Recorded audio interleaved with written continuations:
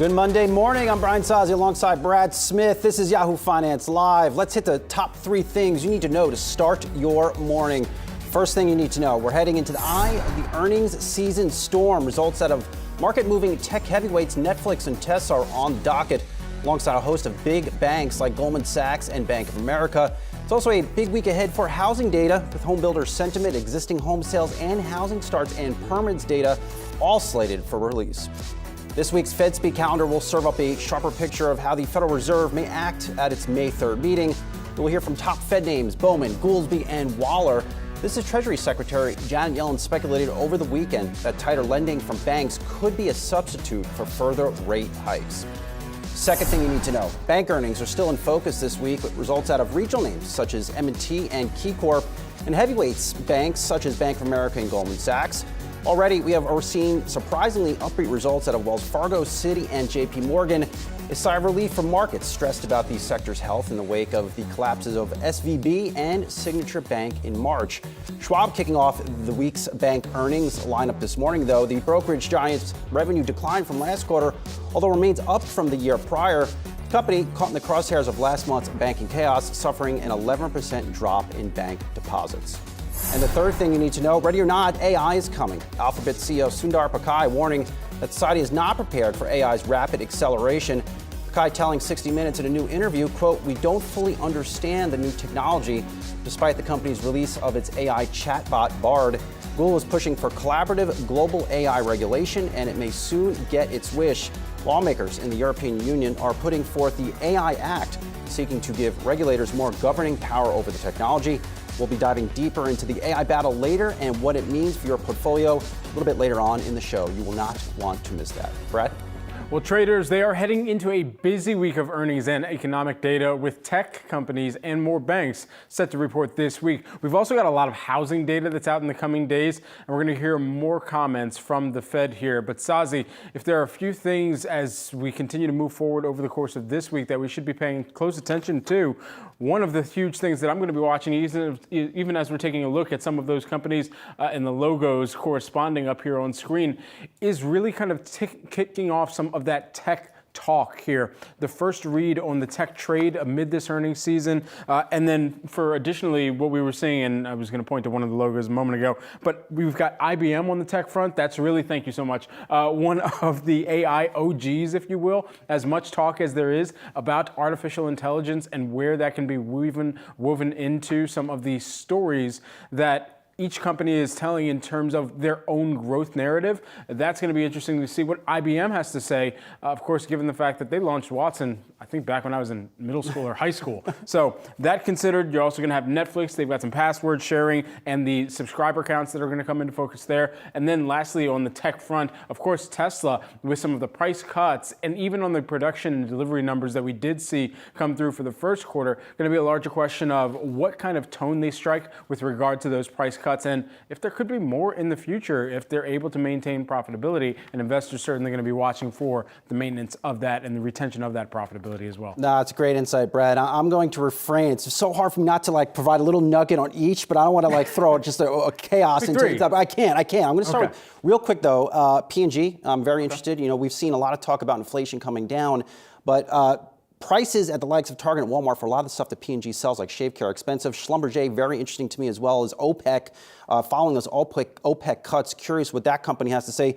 But overall, Brad, it's important, I think, to remember, let's zoom out and keep in mind what you are overall should be looking for this earnings season, because you can very easily get lost in minutia for some of these results. How is moderating inflation impacting the financial statements? How does guidance look for a lot of these companies? Are companies still laying people off? And then lastly, are companies, how are they spending their cash in this environment? If we are going into recession, are they investing in CapEx? Are they raising their dividends? Are they buying back stocks? All things you should be watching for. And it's interesting, the health of the consumer that we've heard about from the big banks as they kicked off the earnings season, that could start to continue to show up, or at least continue to show up, rather, in United and American Airlines. They're report that is set to drop this week as well.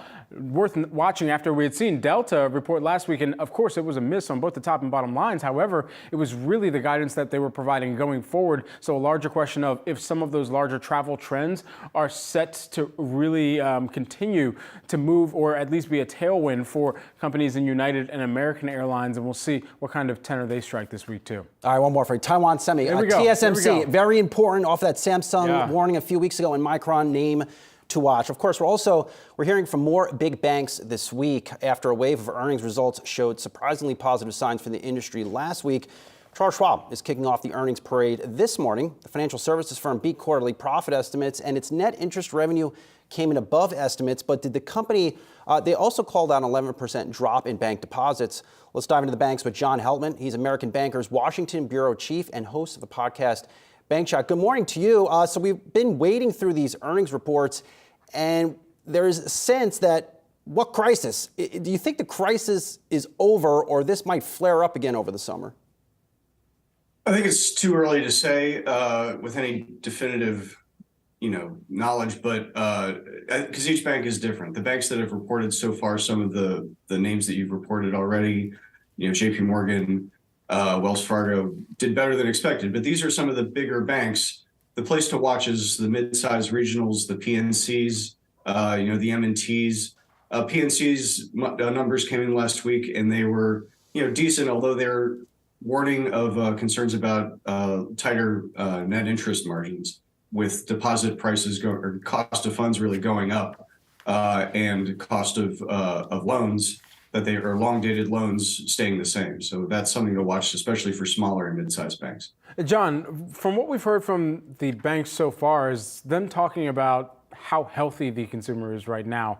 But I mean, this is all, I think, the health of the consumer more relative than anything else, considering the backdrop that many of the banks had cited with the consumers in years past, saying, hey, yeah, they have been able to save more. They've been able to put that away.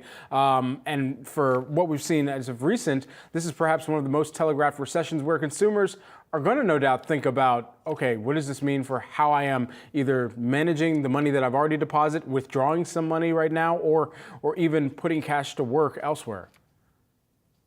Yeah, I mean, I think you're seeing deposit outflows from non-interest bearing accounts to interest bearing accounts on the commercial side and on the consumer side.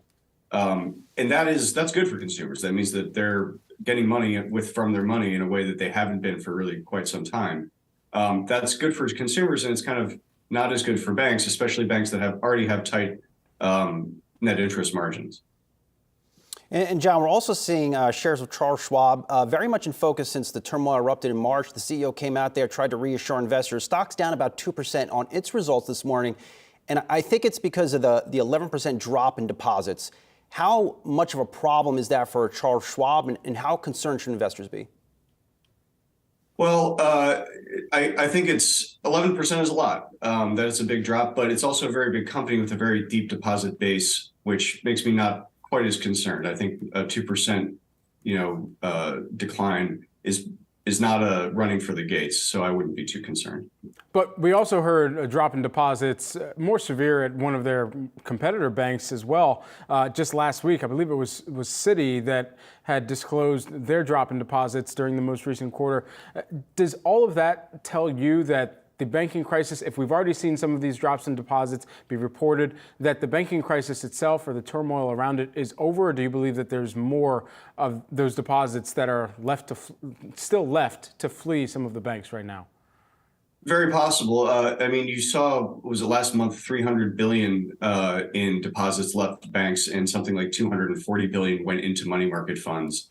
And that's for the simple reason that they make more money in a money market fund than in a bank, although they don't have the security of deposit insurance that you have with a bank. So this is a problem that regulators are going to have to grapple with sooner or later to figure out how to even the playing field between money market funds and banks and bank deposits to figure out how to stem that tide. But it's not, I don't predict it being a giant rush, like a huge thing, but it's going to be a slow drip over time, and a slow drip that is going to impact, especially, as I said, the smaller and medium-sized banks. All right, American Bankers Washington Bureau Chief John Heltman, thanks so much for joining us here this morning, breaking down all of the bank earnings that have come about thus far. We've got a few more set to report. We appreciate the time. Thank you. Definitely. Alphabet CEO Sundar Pichai is warning about the capabilities of artificial intelligence. In an interview with 60 Minutes, Pichai said that the push to implement AI must be better regulated to avoid negative consequences and that it could have harmful effects on society. Google's AI chatbot, Bard, that launched to the public last month, and Pichai said he doesn't fully understand how it works, calling it a black box. We're going to break down more of what he said and what it means for the future of AI later on in the show. From airlines to big banks, earnings season kicked off with a big bang last week, but a choppy earnings picture and a varied economic data signal sent from consumers on the state of the economy. It was all mixed. That's today's morning brief. Saz, you wrote this one, so I'll kick it on over to you. Did I write it, or is it some AI chatbot, Brad? Oh. Yeah, that's a question I think to be asking this morning. But look, there's a lot of mixed signals here. Of course, you can read this on the Yahoo Finance homepage. I encourage you to do that and share with everybody you know. So there are some positive signs in consumer land, really. And I was inspired by your interview with Delta CEO Ed Bastian, calling out very strong forward bookings. Despite their earnings miss, the company looks to be set up for a strong spring and summer travel season. Next up, you have Express out there spending $75 million to go buy bonobos. I don't think if CEO Tim Baxter over at Express saw a really nasty or bad recession over the 6 months, he is not spending $75 million of investor cash to go buy a higher-end luxury brand in bonobos. Now, while those are the positives, there are, in fact, negatives here. You had a second consecutive poor read on retail sales, and there I am with the Grinch, really capturing everything that I'm thinking here and how bad the situation may, in fact, be. So bad March retail sales report, again, weakness across the board. You listen to the bank earnings calls. They're calling out slowing growth in debit and credit card spending. Makes sense to me, given how far interest rates have risen. And then CarMax earnings, those results not good in terms of sales and profits, both down in large part because of higher interest rates. I suspect you will hear that this week when AutoNation reports.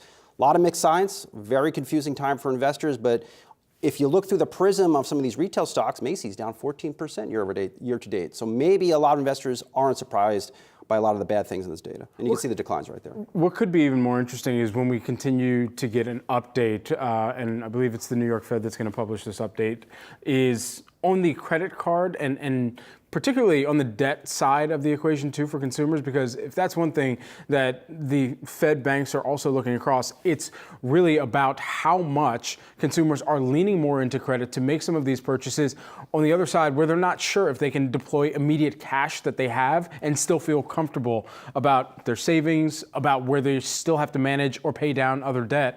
And so that considered can give you, even as we're hearing about the health of the consumer right now and saying, for some of the CEOs of banks saying that the consumer is resilient, that health is still going to be hingent on going forward from here, how healthy they are coming out of what is this extremely talked about, yet I think, as I was writing even that Delta interview up last week, a very unpunctual recession, as many economists would probably call it. You know, it was interesting, Brad. I went to Target over the weekend. I was picking up some face products, as I normally do, and I saw at least 15 baskets of unsold apparel right by the fitting room section, just in a baskets. There are just 15 baskets in this store, really epitomizing, I think, everything we're seeing in terms of retail sales. Consumers still paying more for services, but not out there really buying stuff on credit cards. Yeah.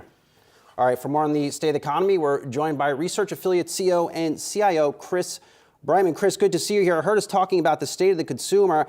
How concerned, from your vantage point, should investors be that the consumer is slowing, perhaps slowing faster than the market is anticipating? Well, we're in a different environment than we've been in over the, say, past several decades, where we are not in the great moderation, the very low, stable interest rates and low and stable inflation. To remind you, poor policy choices caused the ongoing inflation crisis. National protectionism, xenophobic restrictions on immigration, and heavy-handed pandemic lockdowns reduced aggregate demand, while extraordinary fiscal stimulus those all reduced aggregate supply. Extraordinary fiscal stimulus stoked demand. And we had reactionary average inflation targeting by the Fed, all combining to create the inflation that's soaring to levels we hadn't seen since 1980s. And that's not over. Today, inflation remains elevated with core CPI running at 5, median CPI at 6, and sticky CPI at 6.5. Thus, with the unemployment rate running at 3.5%, the Fed seems likely to keep raising interest rates to 5% above in the months ahead, unless and until the recession arrives. Okay, and so, yes. Yeah. All right, so with that in mind, I mean, we've all been tracking the Fed. Of course, going into this earnings season, this is not going to be a Fed that has another round of employment data to lean on. It's just going to be the last report. So in this near-term period of time, it seems like the Fed might be more of a muted part of this equation, given what the markets are going to be digesting in the wave of earnings that are going to be coming through prior to the Fed's May meeting. And so what type of positioning could investors even enact in that period of time, or even trade on earnings, knowing that there might be a more kind of volatile period that we're set for? Well, I think looking longer term, the U.S. stock market remains very expensive with a cyclically adjusted PE of 29. And that's relative to 18 in Europe and 13 in emerging markets. Also, the valuation of growth stocks remains extreme versus value stocks. We've seen this dispersion of pricing of growth versus value really beyond anything that we've ever seen in history, except for the peak of the craziness during the pandemic with SPACs and meme stocks, et cetera, and the very extreme of the tech bubble in the very end of the last millennium. So strategically, again, I think investors ought to favor value over growth in the U.S. market. Given the inflation problem that we have, and it looks like the U.S. dollar has peaked, international over U.S. equities, tips over nominal bonds. The problem with all of that, and I tend to, as a value investor, be early and look too far ahead. The problem with all of that is, of course, we're going to have a recession, more likely than not. I want to have some humility. None of us have seen exactly this kind of an economy before, but I still think, given all of the cracks we're seeing in the financial system, that recession is even more likely than it was a couple of months ago. Thus, the trade for a short horizon, for a period of months instead of long-term positioning, is to underweight stocks and probably buy longer maturity, higher quality bonds. Chris, just given your view on that recession right there, how bad do you think the correction will be in the markets? Well, recessions are a normal part of market economies, and stock market crashes are a normal part of capital markets. Stock market crashes can be mild, 25, 30%. They can be more severe. They can be 40 or 50%. The ability to forecast precisely when and how much the market's going to crash is a fool's errand. But what Chris, you can say is the environment that we're in, the sort of situation. Excuse me? Do you see a crash happening? I think that the environment that we're in today, what we're seeing with elevated inflation, high and volatile inflation and rising interest rates, and cracks appearing in the financial system, are the sort of environment that make a crash in the stock market much more likely than normal. Is it greater than 50%? Hard to say, but this is the sort of environment where these problems emerge. Research Affiliates CEO and CIO Chris Brightman. Chris, thanks for taking some time this morning. You're welcome. Coming up, everyone, we're watching shares of Merck after it agreed to acquire Prometheus Biosciences. We're going to discuss that, plus have the opening bell on Wall Street next.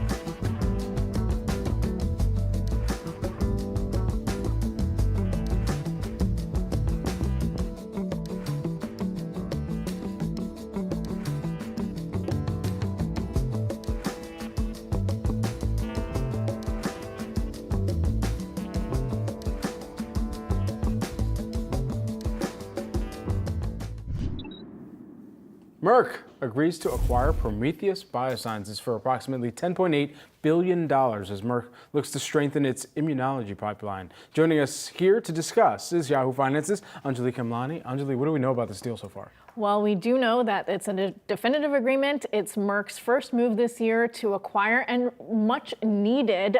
So in addition to strengthening its pipeline, it's also really interesting timing. Merck really needing to get more M&A deals done as it looks at the patent expiry of its blockbuster drug Keytruda. And so that's where this comes into play. The timing of it, according to the CEO, is going to be in time for the pipeline to come through as Keytruda's patents fall off in several years. So that's what's interesting. Now, the deal itself is not the biggest, but a big one. We know, of course, Pfizer and Seagen earlier this year penned a deal for $43 billion. Not to be forgotten is that Merck was trying for Seagen last year in a $40 billion deal that fell through. So this is sort of the next thing that it came across for its pipeline. So one of the bigger deals of the year so far. But we know it's still early for that. They do expect this deal to close by the third quarter of this year. What's driving some of these biggest deals? Is it just the bigger companies are trying to pad their pipeline? Yes, patent loss is a big topic of conversation in the pharmaceutical world, especially for some of these larger companies. They have been dealing with that for some time. In the conversation for Pfizer, for example, there's a lot of pressure on that stock, even during the pandemic, for the company to find a lot more to do and a lot more with the number of patents that it's facing that are facing cliffs. Now, if we look at this deal and think about all of the other deals that have taken place, I mean, over the past 12 months, it's been what feels like a very red-hot environment for consolidation in the broader healthcare industry, too. In the broader healthcare industry, yes. But I would say if you just take pharmaceuticals alone, which is the best apples-to-apples comparison, this is actually picking up from what was a slowdown last year. We saw 2021 was red hot for biotech and the drug industry. And so 2022 saw a bit of a pullback. So this is what some are hoping is the signal of a much more active year. All right, Yahoo Finance's own Anjali Kamlani breaking all things down healthcare and specifically this big deal for Merck today. Thanks so much, Anj. Shares of XPeng are on the move after Chinese EV maker presented its new technology platform with expectations of reducing operating costs. XPeng's smart electric platform architecture, the SEPA, if you will. It aims to shorten the research and development cycle for the future models by 20%. I mean, business talk. We're all about the acronyms. Why not? Yeah, really just created one on the fly there. AI. Actually, no, that's what it's called. Actually, I have it here in my notes. SEPA, yeah, really. There you go, 2.0 actually. It's hard to, it's interesting because this comes at a time where Tesla's out there cutting prices across the globe.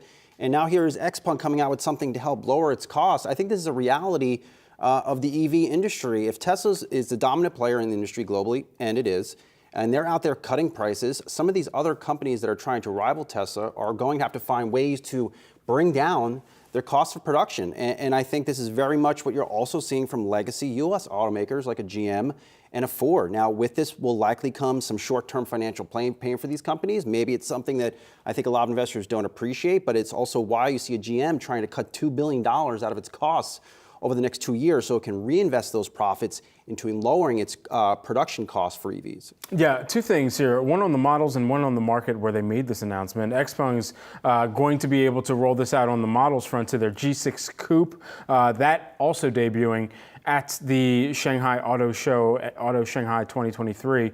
And then additionally here, you think about the fact that all of this is being announced in tandem with this broader auto show in mind, where Tesla's going to be absent. And our own Prof Superminion has kind of broken down the strategy around that. Of course, Tesla has had another major move forward on kind of battery power, or megapack rather, production within the region, in being able to chart a path and breaking ground rather, and then bringing capacity online there. So perhaps they have what they need, at least for right now, in order to continue to have a good relationship within the region, but also continue to develop. But I think for some of the other automakers that are looking to scratch and claw their way into some of the market share, global market share, and the demand that is coming in the EV landscape, this could be a big auto show that comes forward in Shanghai as well. Right, and with this auto show, a lot of cool EV technology will show up. And I can't help but to think back to what Praz wrote. It's on the Yahoo Finance homepage, I believe still, on Lucid over the weekend. He did a very thorough review of the latest Lucid vehicle. And the takeaway was, wow, this is a mind-blowing vehicle. But you pull up Lucid shares. Shares are down about 65% over the past year. Another EV maker that has to find some way to make money off of these really cool, amazing cars. And in order to do that, you have to be making these cars at scale, and you have to be lowering your production costs. And Lucid has not shown that it could do any of that stuff. Well, Lucid is also going towards such an affluent consumer that how are you ever going to see mass market unless you take the entire Porsche portfolio client base and say, yeah, we're able to actually just shift all of them over into a Lucid sedan instead of that flashy 911 sports car or that they've been able to, I'm not saving up today for a Lucid, Brad. I'm saving up today for a Porsche. That is a statement car. I don't know anything. I don't even know what Lucid is about per se. Yeah, the car is cool, but I want a Porsche. I don't want a Lucid. You can do better. I can do better. Yeah. I want the Porsche. Set your expectations higher. I want the Win Porsche. Lambo. It's Win Lambo, Sazi. It's a Porsche. It has the legacy. You just feel cooler. You feel like, I think, a better person you roll up in a Porsche than a Lucid. No offense to Lucid. I think your cars are absolutely amazing, but you're saving up today, I think, to buy that Porsche. And then that brings up the other question. You have to bring production costs down if you're Lucid and you're trying to make money off this stuff. Which Porsche would you get? Doesn't matter. I just want a Porsche. Just My brother wants the four-door Cayman. He has 4 kids, so I understand why he wants this. Not my style. Porsche. I have no kids, so I'm a 2-door Porsche type of guy. But again, I'm saving up for the Porsche, Brad. Yeah. I'm not saving up for the $150,000 Lucid. Any Porsche. I wrote that down. When's the next day that you're hosting with me? Well, my next paycheck is coming up soon, bro. Got you. Okay, yeah. Got you. All right, I'll have a surprise for you next time. Thank you. We're also watching the opening bell here on Wall Street. Yes, we are. That's about to commence. And just another big earnings week that's really popping off here, Saz. I mean, we were talking about some of the companies that are set to come forth over the course of this week, too. But, I mean, it's really going to hinge on how tech kicks off the conversation, in my personal opinion. We'll see what the markets, in their opinion, also latches onto here as well. Let's also not forget industrial earnings. Industrial companies are, right now we're seeing gold at record highs, silver at highs. And today we'll see FedEx. CEO Raj Subramaniam off an investor day that was well received. He's ringing that opening bell on Wall Street, as you'll see very shortly. Again, industrial earnings very much in focus as we potentially look for or we wait for a potential recession in the second half of the year. And you see Raj, fresh off an investor day a couple weeks ago, ringing that opening bell on Wall Street. The company is another industrial giant in a slowing economic growth environment, laying off or sacking tons of employees to improve profit margins and to keep active investors at bay.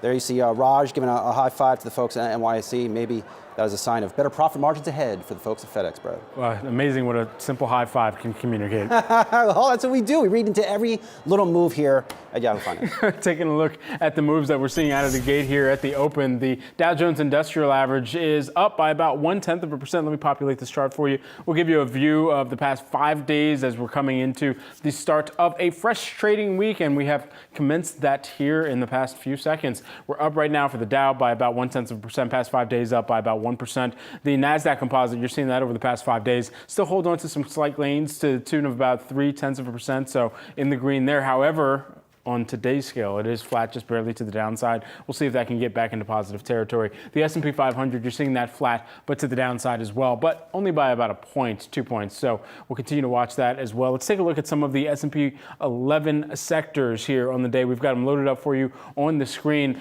And as of right now, at least out of the gate, as that toggles back over, it looks like communication services is bringing up the caboose. That's down by about 1%. However, leading the pack right now, seems like there's a little bit of a move into consumer staples out of the gate this morning. It's up by about 0.4%. Past 5 days, still net positive. And well, let's just take a look at how some of those staples have also been performing over the course of this year. Year to date, you're seeing consumer staples higher by about 1.25%. And then additionally, we want to take a look at 2 different sectors here. We'll start with banks, as we got already some of the largest banks that reported last week. We still have a few more set to report this week as well. We got JPM, of course, last week, and that was at the tail end of the week, holding on to gains right now by about 0.7%. But then additionally here, we've got some others set to report. We're going to be monitoring Bank of America over the course of this week, too, as we've got even more of those bank results of financial services results here to come. Bank of America has been down year to date, actually. I believe that was by 11% or 10% as we've seen over the course of this year so far.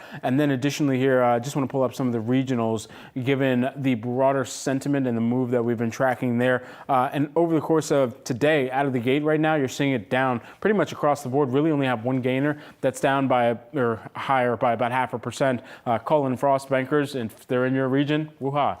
But also moving forward from this point, I think also just taking a quick look back at Schwab. I was trying to locate it on the screen as I had it up a second ago here. We'll come back to it a little bit later on. Perhaps we can put this on a, yeah, okay, all right. We'll come back to that a little bit later on. I thought it would be in that one. But anyway, taking a look at some of the chips here. It's really doing great over here, Sazi, for this quick check of the markets. Taking a look at the chips out of the gate. We did have some news out of TSMC, and that was on the production front. It seems some of the production news is also moving a company in applied materials, AMAT. You're seeing that down by about 2% this morning. Year to date, applied materials higher by about 13.6%. And then just lastly, we'll ride out with a quick look at the NASDAQ. The NASDAQ Composite 100, well, we've got NASDAQ 100 here on the screen. The Composite has way more than that. But anyway, the NASDAQ 100, you're seeing that mixed for some of the major or mega cap tech stocks right now. Google, interesting move right now. It's down by about 3.4%, but perhaps off of that 60 Minutes interview as well. Perhaps, and quick notes from my sheet here. Good to see that follow through on JP Morgan and Wells Fargo after the earnings on Friday. And then note to myself, I've never heard of Cullen Frost. I know a lot of tickers. I take pride in it. Never heard of him, Brad. CFR though. I have to look into it. They are the lone leader today in the regional banks. Learn something new every day. All right, Zoom heading into potential further pressure. Growth rates, according to Citi, noting a negative catalyst watch on Zoom, and you're seeing Zoom shares under pressure there a little bit on this call. Really, Citi could drop in the hammer on Zoom. They already rated a sell, saying things might actually even get worse when the company reports in a few weeks. And Brad, to me, this makes sense. I talk to so many leaders, and when they do, I ask them, what platform do you use? They're all using Teams. And I think the functionality that Microsoft has built in with the Teams platform has taken it to a whole other level, to the point where it is absolutely obliterating Zoom. Well, they had a larger base of clients to go out to, even when Zoom had started up their business. And of course, it wasn't just like Zoom launched and they were the only video or webcast type of solution out there. Microsoft had been doing this with Skype. It just didn't feel any pressure to really have to innovate on top of Skype. And so with that, I think Zoom really put the pressure on for Microsoft to then again reiterate to its client base how powerful its video solutions could be, where it could be integrated into other parts of its collaborative suite. For Zoom, it's really come on the back of just trying to figure out, okay, what other additional features, how many different screens can we pop in there for people to be able to put as a fake background behind them while they're doing these calls, so that people don't see your dog or the Chipotle burrito that you got getting delivered. The dog in the background. That's kind of nice. Well, the dog is also, that's any pets. Pets always welcome here on Yahoo Finance, by the way. But I think at the end of the day, too, for a company in Zoom, it's been tough to go across, go up against the competition in a behemoth like a Microsoft or even like a Cisco and what they've been able to put forward, at least in much of the kind of in-person conference rooms that are in offices, especially as people are trying to, or companies trying to shift people back into their offices. The other problem here too, Brad, is in this AI discussion, I don't hear Zoom being mentioned. And if you're a Microsoft devotee, of course, now you're thinking about ChatGPT being built somehow, some way, into Teams. You look at Salesforce, which of course owns Slack. They are now building AI into various parts of Slack. Where is Zoom in these things? You're not hearing this. Really, all you're hearing from Zoom is them trying to stand up more Zoom phones to compete with Cisco, and then laying people off. Yeah, absolutely. Some of the challenges in this note, at least, saying that the Enterprise Connect indicated this is going to challenge some Zoom renewals. So on the renewals, that might be a thing to hotkey when they report, or not hotkey, but Control F, Command F when they report earnings. So no burrito photos either. No burrito photos. No burritos, but puppies are good. Well, puppies are great. Okay. Puppies are always great. That would be a good poll. Just checking. Puppies or burritos? Coming up, the artificial intelligence battle escalates. Why Alphabet CEO is calling for tighter regulations. Next.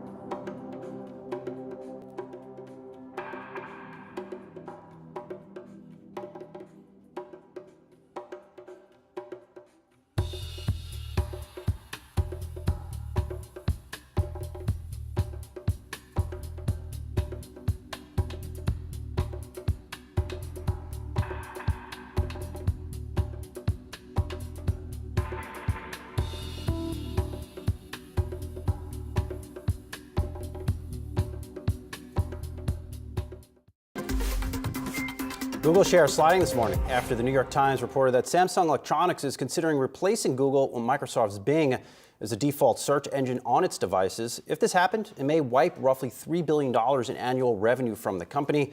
Bing's threat to Google has grown in the last few months with the addition of AI technology. Douglas Rushkoff, professor of media theory and digital economics at CUNY, joins us now. Good to see you this morning. So what is your initial take on this news, and how concerned should folks at Google be by Microsoft's advances? I mean, it's interesting, right? So we see Google is suddenly, concerned about AI regulation right now that Microsoft seems to be, passing them with Bing, and God knows if Apple will do the same thing as Samsung with their phones, or Safari browsers, or everyone else. But the first thing that I thought of, I kind of felt bad. If one can feel bad for Google, I kind of felt bad for Google that they've been kind of slow rolling and thoughtfully developing their AI. I think almost pre-regulating themselves, thinking about not taking one for the team, but doing things meticulously and carefully so that they don't get any unintended consequences from the deployment of their AI. And now they're, taking a big hit because of it. I would think internally, I think Google's AI is probably as developed as anybody else's. But as far as what they've deployed, I wonder sometimes if they're being punished because they were being more careful. Is regulation going to be able to anticipate what AI is able to do and act quickly enough, I guess, to get ahead of what that could mean either in civics or even for business as well? I mean, it's interesting. I mean, can regulation ever, can regulation stay in front of capitalism? Can it stay in front of technology, much less AI? I mean, AI does seem to accelerate things, a bit more than plain old capitalism or plain old technology were able to do before. So I think that means that, any approach to regulation has to look at kind of more fundamental questions rather than trying to keep up with the latest thing. We have to look at kind of fundamental core values in developing AI rather than whatever the latest innovation might be. My day started today reading this headline. Elon Musk plans artificial intelligence startup to rival OpenAI. How concerned should civilization be that Elon Musk might be now getting his hands on a potentially damaging AI platform? Oh, yeah, and he also owns Twitter. And he also was the original investor in OpenAI. It's the thing, so he's going to try to come up with a technology to surpass himself. I mean, it feels to me like there's kind of two levels of AI critique. There's the kind of, science fiction tech bro existential problems, of Elon Musk or Peter Thiel or the people that signed that, a 6-month moratorium where they're worried about, oh my gosh, the fate of humanity. And some of those fears are a bit oversold. These are folks who've been, dominating humanity and externalizing harm as far and wide as they can go. And now suddenly they've woken up and said, oh my gosh, what if AIs do to us what we've been doing to everybody else? Right? When I worry more about AI is what AI is doing right now. How are algorithms repressing or oppressing certain people today? What are the biases in the algorithms that are used to figure out whether you get a mortgage, how long you stay in jail, what your sentence is going to be, how we educate children? There's a lot of implementation of AI right now at this moment that we can look at. I think while Musk, bless him, and all these folks, their business claims and their nightmare scenarios all feel to me more in the realm of sales than policy. In other words, look what my AI could wipe out humanity. Invest today. As if because it's so super powerful. Right. The suggestion, or at least intention, that all of their products that they put out there, that and that alone could be the thing that fixes everything, is what they're almost alluding to. But either way, looking at Google right now, meanwhile, Google CEO Sundar Pichai says that concerns about artificial intelligence are keeping him up at night, warning that the technology can be very harmful if not used correctly. In an interview with 60 Minutes, Pichai also called for a global regulatory framework for artificial intelligence similar to the treaties used to regulate nuclear arms use. All of these things considered, I want to kind of get your read in on not just what he had to say during the interview, but the suggestion that there should be a consortium that does, in some facet or another, regulate, as we were talking about earlier. Oh yeah, some sort of national or international agency that coordinated policy and regulation. Absolutely. I mean, the regulation is a necessary framework. I mean, whether people really follow it or not, and what nations would follow it and not, would Iran be in it? Would North Korea be in it? I mean, not that they would necessarily have the most developed AIs, but if everybody else is kind of slowing themselves, and the ones who aren't generally run in front. I think another way to look at it is raising AIs is a bit like raising children. They are going to listen to whatever is going on in the room. They have little pictures have big ears. So the AIs are being trained on us, right? The easiest way to regulate AIs and to change what AIs do is to change what we do. Right. So if our values are let's extract value from people and places as rapidly as possible, let's take away people's rights, whether they know it or not, in order to get more money out of them, then that's what AIs are going to learn. That is the data set. That's the learning model, so that no matter how we're regulating them, those are the values that they're going to take in. So I think what we have to start doing now is look at, well, if we now have tools that are going to accelerate whoever and whatever we are, then what do we want to be? Right? How do we want to behave in front of the technologies that we're now using to observe us and to accelerate our behaviors? Well, I think another thing that Sundar brought up, Douglas, is the potential loss in jobs, really across many sectors because of AI's advances. How destructive do you think it is from that perspective? Well, destructive or constructive. I mean, again, we've got to look. AIs are forcing us to look at some of our fundamental values. The same way that, when we get a new technology and we think, oh, how can we make cars better, right? So we make all these electric cars and things.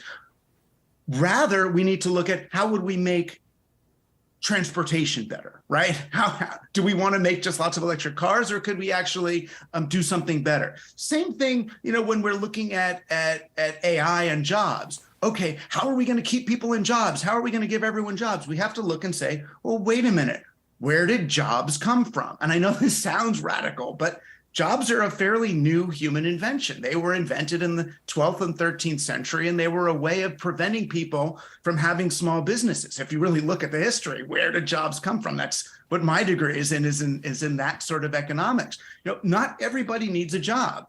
If we really did get AIs performing the work that humans need to be done, do you really want a job? Deep down, is that what we want? We want work. We want to make meaningful contributions to the world. But if AIs could do the work, I'm okay having the fun, right? What we have to start looking at is, how do we build an economy around, if this is even happening, how do we build an economy around a reality where we have AIs and machines doing work that human beings used to do? Are we okay with people working 3 days a week instead of 5? Are we okay sharing what jobs there are? And in reality, there's plenty of work to be done. To try going to any emergency room today and see how long it takes to get someone to take care of you. I mean, look at the elderly population and how much home care and health care and human aids we need. Look at the education system, how few teachers we have.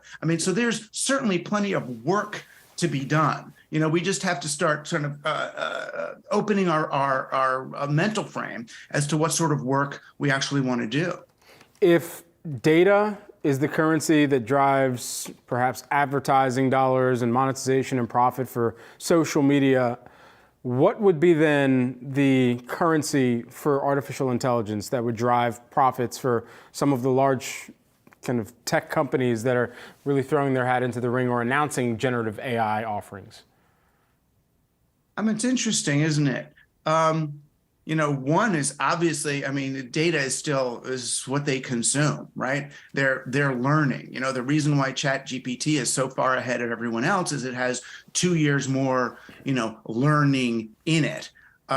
In terms of what they provide, I mean, it's an interesting. What is the metric, by which we, measure the value creation of AI?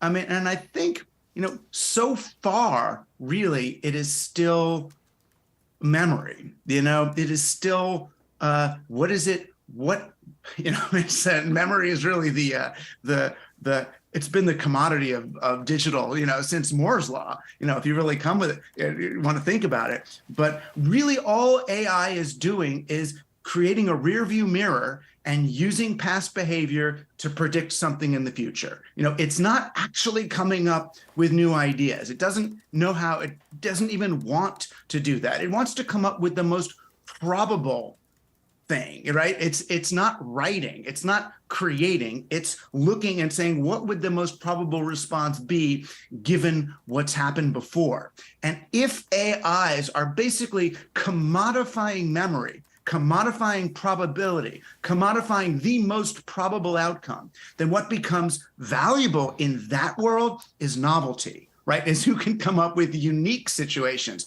So I think what we're going to end up with is AIs creating the most predictable outcomes for companies and people that need the highest what's the most probable disease this person has? What's the most probable thing to bet on?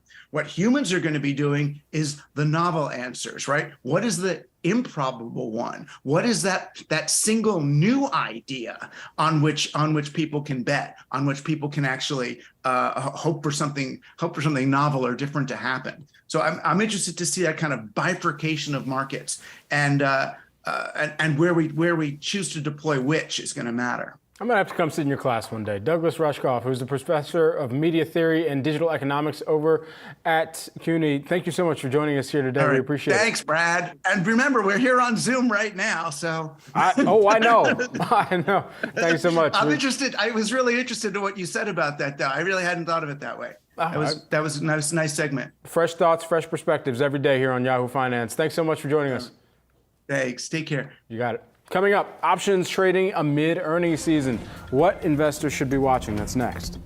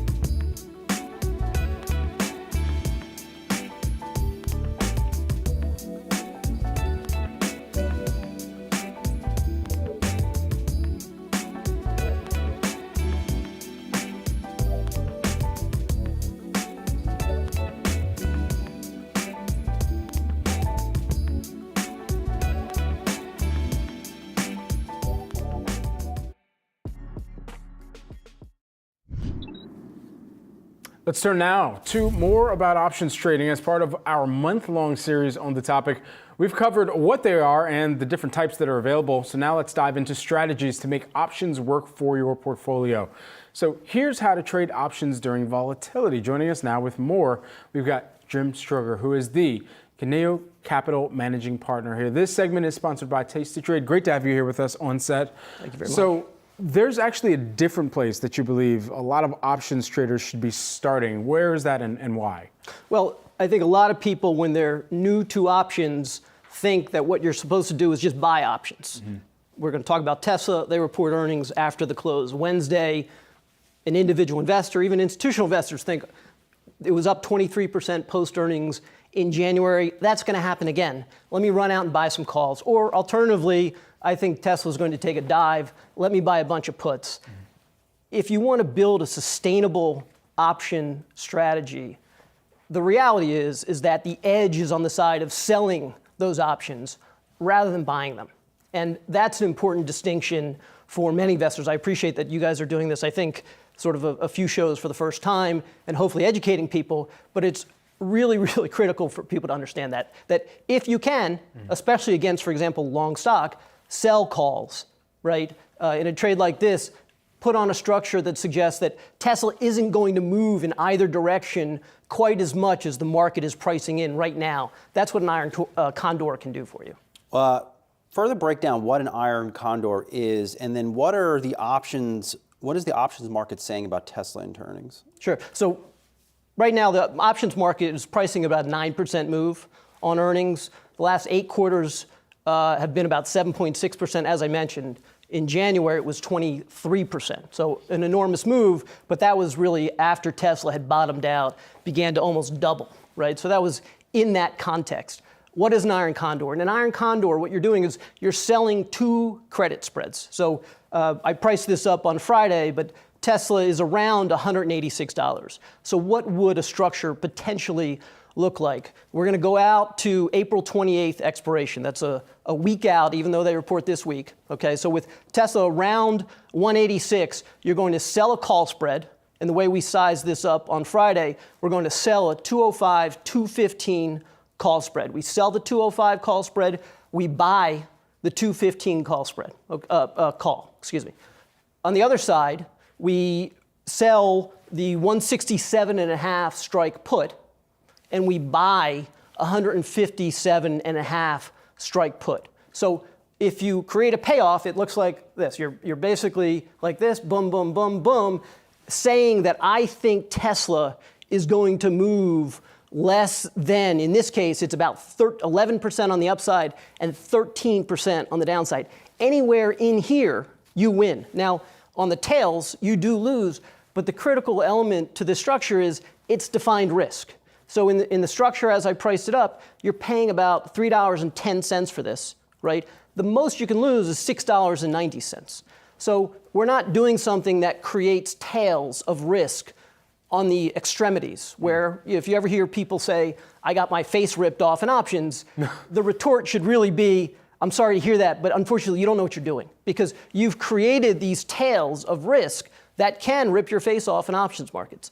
Here we're saying, number one, for all you people that want to come in and make bets in terms of Tesla exploding one way or the other, have at it. I'm going to sell you those options, right? And I'm going to structure this so that the price is more contained, number one. And then even if I'm wrong, when I put the trade on, I know exactly how much I can lose. So I don't have this tail exposure where you result in potentially significant losses. Even as I was looking at kind of the projected charting of the trade and how it would be effective, what's the difference then, even if I was looking at that, versus the iron condor versus something like a butterfly option that has kind of a similar general move to it, might be a little bit more long in strategy, I guess? I'm not sure. No, it's really the same. The only difference is that instead of selling these put spread, call spread out here, you're selling 2 of the middle strike. Got it. So instead of creating a payoff where I win in here, you're creating a slightly different payoff. My personal preference in a case like this where it's earnings, I'd rather be in an iron condor than a butterfly. But in terms of structure, it's defined risk. Butterfly is a defined risk trade, and really a short volatility trade as well. Just like the condor, slightly different structure. in the options market, there are innumerable strategies to use at all times. You're choosing what strategy you want. Some people like a certain strategy for a particular situation. If we're talking about earnings, I want to create a payoff where I'm representing the view that Tesla earnings are going to be, I don't know, I have no idea what they're going to be. Really, though, that the emotion of the market is going to push implied volatility high enough that I sell these wings in terms of where Tesla will be post-earnings, right? And the iron condor does that for you. More broadly, as we hear a lot of folks concerned about a second half recession, are you seeing certain trades being put on in the options market that would really pay off big if there is a recession? The answer is yes, but you always see those. So we saw those last fall. We saw them late last year. Frankly, we can talk a little bit about Spot VIX. Spot VIX is its lowest level since January of last year. So there are plenty of people staring at VIX, number one, saying it's broken. Volatility index. The volatility index, right? Number one, saying, oh, this thing is broken. It's not broken. It's a mathematical construct. It's based on S&P options. There's nothing broken about the S&P 500. About the VIX calculation, but plenty of people look at VIX here, sort of almost 16 handle, and say, new bull market, right? We would actually take the other side of that, and a really, I think, important point about VIX is if you scan out, VIX came into existence, at least the data, in the early 1990s. We have gone through periods of structurally high and structurally low volatility. We are, since January 2020, COVID shock, in a period of structurally high volatility. That means the floor for VIX has been 15, 16, and nothing below that. For some of us that have been around a while, we remember when VIX touched 8 back in the day, right? Those are boring times. I would argue that what VIX is signaling now is it's simply at a trough. The duration of these historical cycles, usually 5.5, 6 years. We're just over 3 years into this, where a market has sustained this underlying bid to volatility, which is just saying that we see structural risk in the market. And so I would argue that we're more around a trough now, not about to see VIX move materially lower. And then so as markets move, as you said, to increasingly price in the likelihood of a recession, you would expect to see volatility begin to move up. And when you see that volatility begin to move up is when you'll see some big players come in and put in these outsized, whether S&P put structures or whether it's long volatility structures. That's when I think you'll begin to see much more outsized positioning for volatility to be higher and equity markets to be lower. Real interesting insight. Really appreciate it. Jim Strugger, Kineo Capital Managing Partner. Good to see you. Appreciate it. Thank you very much. All right, that segment, of course, sponsored by Tasty Trade. And we'll be right back.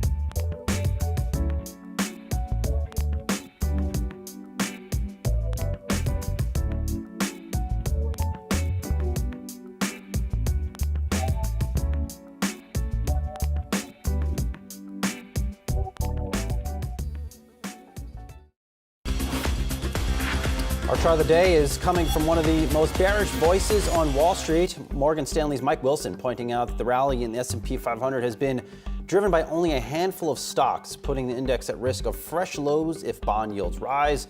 The percentage of stocks outperforming the S&P 500 on a 3-month rolling basis is the lowest on record. Wilson pointing out that this is the market's way of warning us we are far from out of the woods with this bear market. Brad, interesting note by Mike. Monday mornings always start usually with a very bearish Mike Wilson note. So this is certainly right in his wheelhouse. He is saying this at the top of his report. It says, with the fastest Fed policy shift in 40 years, we think more negative surprises lie ahead for investors. And I think Mike is trying to say investors are not prepared correctly if earnings over the next few weeks really disappoint. Now, we didn't see that disappointment in the banks, but as we get some more non-bank companies, maybe those earnings results disappoint, guidance disappoints, and that wallops the market. Yeah, the interesting thing here, and is something that I brought up earlier, is what the Fed, in terms of kind of an input into this broader calculus for the stock market, is right now. And it could be a little bit more muted than typically as we kick off this earnings season, considering that they're not going to have any more employment data that really comes forward, at least on the monthly BLS jobs report data, prior to their next meeting. So they're going to be looking at a couple months back. Let's remember, it's a mid-month reading to another mid-month. And so even for the data that they saw as of the beginning of April, that was still looking at mid-February to mid-March. And so with that in mind, I think even if you did have more of a muted Fed on the employment situation front and the market's trying to price in what and how that data could move the Fed's opinion, you kind of take that out of the equation. And then that gets you into this other thought that Mike brings up. If there's one thing that can throw cold water on the large mega cap rally, it's higher yields due to a Fed that can't stop hiking as soon as perhaps some investors are expecting here. And so the Fed is really one of those, it always has been, of course, but specifically within the kicking off of some of the tech conversation, that's where it's going to be even more outsized of a consideration, or should be, as to whether or not any concerted move higher is triggered by tech in this instance. And so it'll be interesting to see where some of the kind of macroeconomic conditions that CEOs, including and especially within tech, cite over this earnings period. What I do think Mike might be underestimating here is the degree of cutbacks and layoffs in tech. And really, I would argue these quarterly results, that first quarter, is really going to be that first quarter where I think investors get a sense of how much margins are benefiting from a lot of these layoffs. And to that end, 90% of S&P 500 companies that have reported earnings so far, of course, very earlier in the season, they have beaten. So it has been a good start to earnings season. But again, whether that continues, it's anyone's guess. All right, well, earnings season certainly kicking off here over the past week, and we're going to get more of those big names coming over the course of this week, as we were breaking down earlier. Coming up, though, we're going to get out to Yahoo Finance senior auto correspondent Pras Subramanian with a special guest on all things electric vehicles. Don't go anywhere.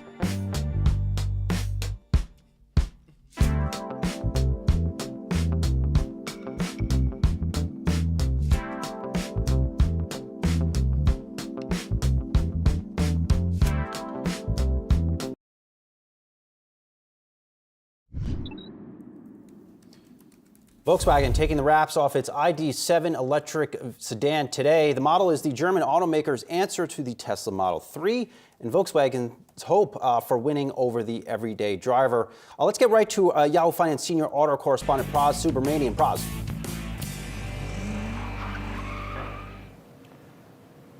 Hey, Brian, what's up, man? I'm here at the VW ID.7 Global Reveal in New York City. Joining me now is Pablo DeC, head of VW USA. The ID.7 is here. I wanted to ask you about this because I was surprised that it was going to be, it's a sedan.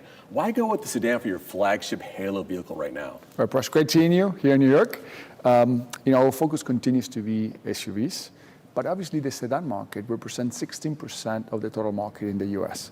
And bringing the ID.7 with an all-new level premium interior, 300 plus range in 2024 is the right approach to take for VW. So, we got this interesting sort of sedan profile, a little bit higher than a traditional sedan, I guess with more sort of utility and also a hatchback in the back, believe it or not. But I want to go inside and see some cool tech. Let's go inside. Let's go. All right, so we're inside the ID.7 here, Pablo. So talk to me about, we got this. All right, there you go. You got the news to the VW. So, all right, so let's talk about, first of all, the 15-inch screen, 15.4-inch screen, I believe. That's going to be the new sort of hallmark for EVs, and also some augmented reality stuff that's going to be happening, a first for VW. Talk to me about that. So one of the many highlights is the interaction between the consumer and the 15.4 infotainment and the augmented reality. So you'll have an assist augmented reality on the windshield that is going to facilitate the navigation of the vehicle. Also, it's a brand new design of the software. So it's going to be user-friendly. It's customizable by the consumer. So you have some different buttons here, but you can customize to whatever is that the consumer prefers on the infotainment. So I'm seeing and noticing here a very different sort of tone in terms of a more upmarket premium feel for Volkswagen's EVs. Is that something we're going to see in the future for the EV segment? Absolutely. So we're going more premium. You can feel the premium touch on all the vehicle, whether it's the leather, the stitching, the lighting, the Harman Kardon speaker phones. So the whole package, it's very premium-like, and it will continue this way for the VW family. Right, we're seeing sort of the lighting package here, different types of seats in this sort of comfortable setting here, in a sedan setting again. I want to talk to you about charging and the car's range. This car is going to get over 300 miles of range, I believe, targeted for, when the EPA testing happens. How important was that for you guys to get that level? And also, the charging experience, what are customers telling you about that? So a couple of points here, Pras. So first of all, what you mentioned, we're targeting over 300 miles. Obviously, this needs to be tested by the US authorities, but with 82 kilowatt hours and the design of this car, we believe that we'll get there. But the other part, which is important to the consumers, is where I'm going to charge a car. So right now, we have over 3,500 chargers on Electrify America, superchargers, and we want to double that in the next 2 years. So the capillarity of Electrify America will double. And I always say the most important part is that all the energy generated by Electrify America is renewable. Mm-hmm. We have solar panels in California, and 100% of that energy is renewable. So that's sort of a big deal when you kind of take on the big dog in the space, Tesla, right? They have the Model 3, this is the ID.7. It's a bit bigger package. Do you think it kind of speaks more to what your customers want in the marketplace? Yeah, it goes back to the DNA of the brand. Yeah, when you, obviously the drive of VW is a VW, you can feel it right away. It's really hard on the camera to explain it, but as you drive it and you test drive, it feels like a VW. But also it goes back to the premium quality that a VW stands for. So we're going back to our DNA, to our roots, obviously not only staying in the past, but projecting into the future. So talking about that future, I believe you mentioned there's going to be 25 EVs in the U.S. sold by VW by 2030. In the immediate term, though, we're going to have this car in the 2024, the bus, the ID bus, right, and as well as joining the ID4 SUV. So how excited are you for that, and what do you think? Sort of how does this portfolio address what customers want? Yeah. So the great thing for us is that this vehicle will be launched in 24. The ID bus will be launched in 24. And by the way, I give you the invitation already. We're going to be launching, previewing in California the ID bus. So please come see us over there. And in the midterm, by 2030, we're going to launch 25 electric vehicles for the Volkswagen Group family. And we aim to get 10% market share in the US by 2030 for all the Volkswagen Group family. So I think we're at the right time with the right products in the US, and we need to have a really huge product offensive. Yeah, so the US marketplace really heating up, especially by 2030. 10% market share, that's the goal. Pablo De Cif, thank you so much for joining us. We're in the ID7 at the Global Reveal here in New York City. In the field with the Volkswagen of America president and CEO. We appreciate it.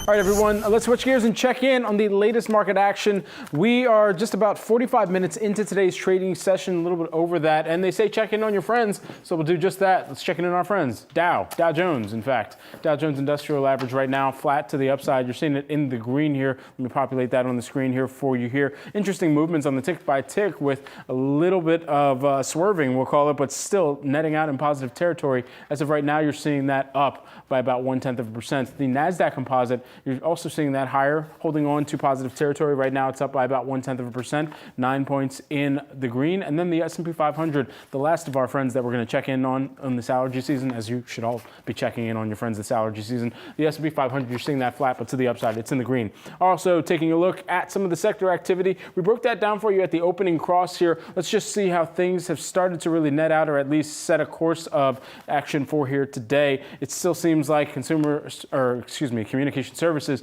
going to be pulling up that caboose. Right now, it's down by about 0.8%. Nowhere near some of the other decliners that we're seeing right now. Energy is down, though, by about 0.3% at this point in time.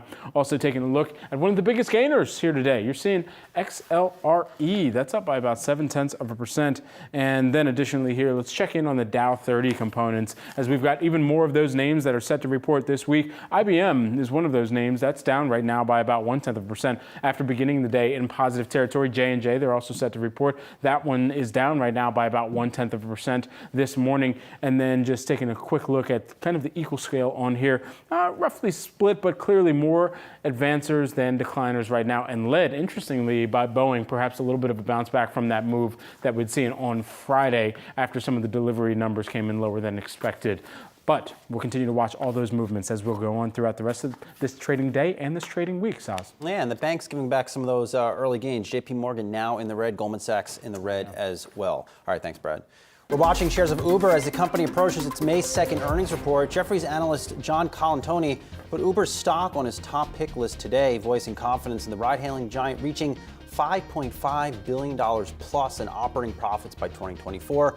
He also sees further market share gains from rival Lyft, which of course has a new CEO coming in there. Uber shares are up about 28% year to date. Coming up, we'll get a pulse check on regional banks as they report earnings for the first time since the collapse of Silicon Valley Bank. An analyst from Argus Research will join us next.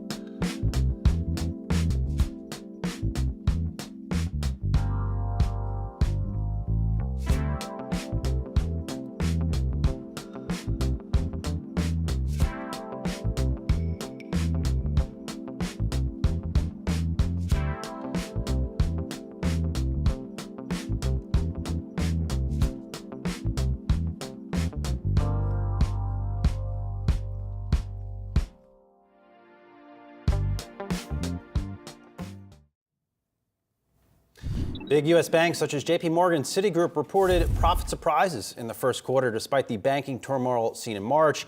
But will the regional banks offer up a similar tone? Here to discuss is Stephen Bigar, Argus Research Director of Financial Services Research. Good to see you here this morning. So how we saw State Street really getting slammed after their results this morning, really a lot of weakness in that report. Is State Street's results a sign of what may be to come from regionals? Well, State Street, I wouldn't put in the regional camp, of course. More of a custody and asset administration type of business. But yeah, they do have deposits, and what has kind of been the universal theme here is deposit outflows from banks, bank deposits finding higher yields elsewhere in money market funds and treasuries and the like. So I think the trend is pretty clear here. Banks do have a deposit conundrum with the assets, deposits rather leaving the system. And that's, a marked difference from 2 years ago during the pandemic when banks were flush with deposits. They didn't know what to do with them. They couldn't lend them out. They didn't really want them. So I think, a challenging couple of quarters here for any banks really that are in the deposit gathering space. Can they find a reprieve in their wealth management business? Well, sure, assuming that valuations on fixed income and equities hold up. Those have been, of course, down year over year, but wealth management has generally been pretty stable. Assets have remained at banks, and some banks have had pretty good job of retaining those assets across a cycle. Morgan Stanley, for example, which is coming up to report here this week, is one of them, I think, on the large bank side. And yeah, it's a nice, steady, source of revenue for these banks, and tends to be a bit stickier even than deposits. Stephen, are investors right to come away with the view from some of these early bank results that the banking crisis in March is just over? Well, that could be one take. We are surprised at the extent of the outperformance relative to expectations, and of course, the consensus did move down right ahead of the quarter, so perhaps overly optimistic. But yeah, I think the theme here, the takeaway really is that Silicon Valley, Signature, these banks had a very unique business model, and both of which were very much, interrupted in the quarter, and they had to do, had to have some bailouts and have some failures there. But that is not the regional bank industry at large. So yeah, I do think that it was overhyped a bit, and cooler heads will prevail here. And frankly, there's a number of pretty strong valuation stories now across the regional bank universe. Do you still believe that there is more fallout to come from that banking turmoil? CEO Jamie Dimon is, and to be fair, a lot of the, at least, consumer mindset has abated from the talk or the discourse around the banks in crisis mode, but still a lingering question of what the ramifications or what the byproducts for years to come could look like. Yes, well, Jamie Dimon's comments were around the fact that you could count the number of these type of situations on your hands, so 10 or less type of Silicon Valley situation. So yeah, are we immune from further failures? I wouldn't go as far to say that, but look, there's been a lot of forensic uncovering here of things like uninsured deposit levels at banks, available for sale, held to maturity portfolios. We run screens ourselves on this to get a comfort level, just at large with banks, to make sure that that indeed Silicon Valley was very much an outlier when it comes to the types of things that they had to do. The three areas I would highlight, clearly had a massive number of uninsured depositors that were flighty, as it turns out. They were also subprime to the extent that they were winding down deposits that they had accumulated during a venture capital stage. And third, they about tripled their deposits in the 20 and 21 surge, and invested them exactly the wrong time in longer dated securities. So had a interest rate risk management problem. That's not your typical bank, to say the least. So yeah, I'm not just prepared to say it's completely over, but certainly the forensics have indicated I think we found the problem institutions and moved beyond. Argus Research's Stephen Biggar, thank you so much for joining us here this morning. Appreciate it. Thank you. Coming up, everyone, the streaming wars heating up with Netflix earnings on tap. But our next guest says that the streaming giant's subscriber target may be unrealistic. We're going to discuss next.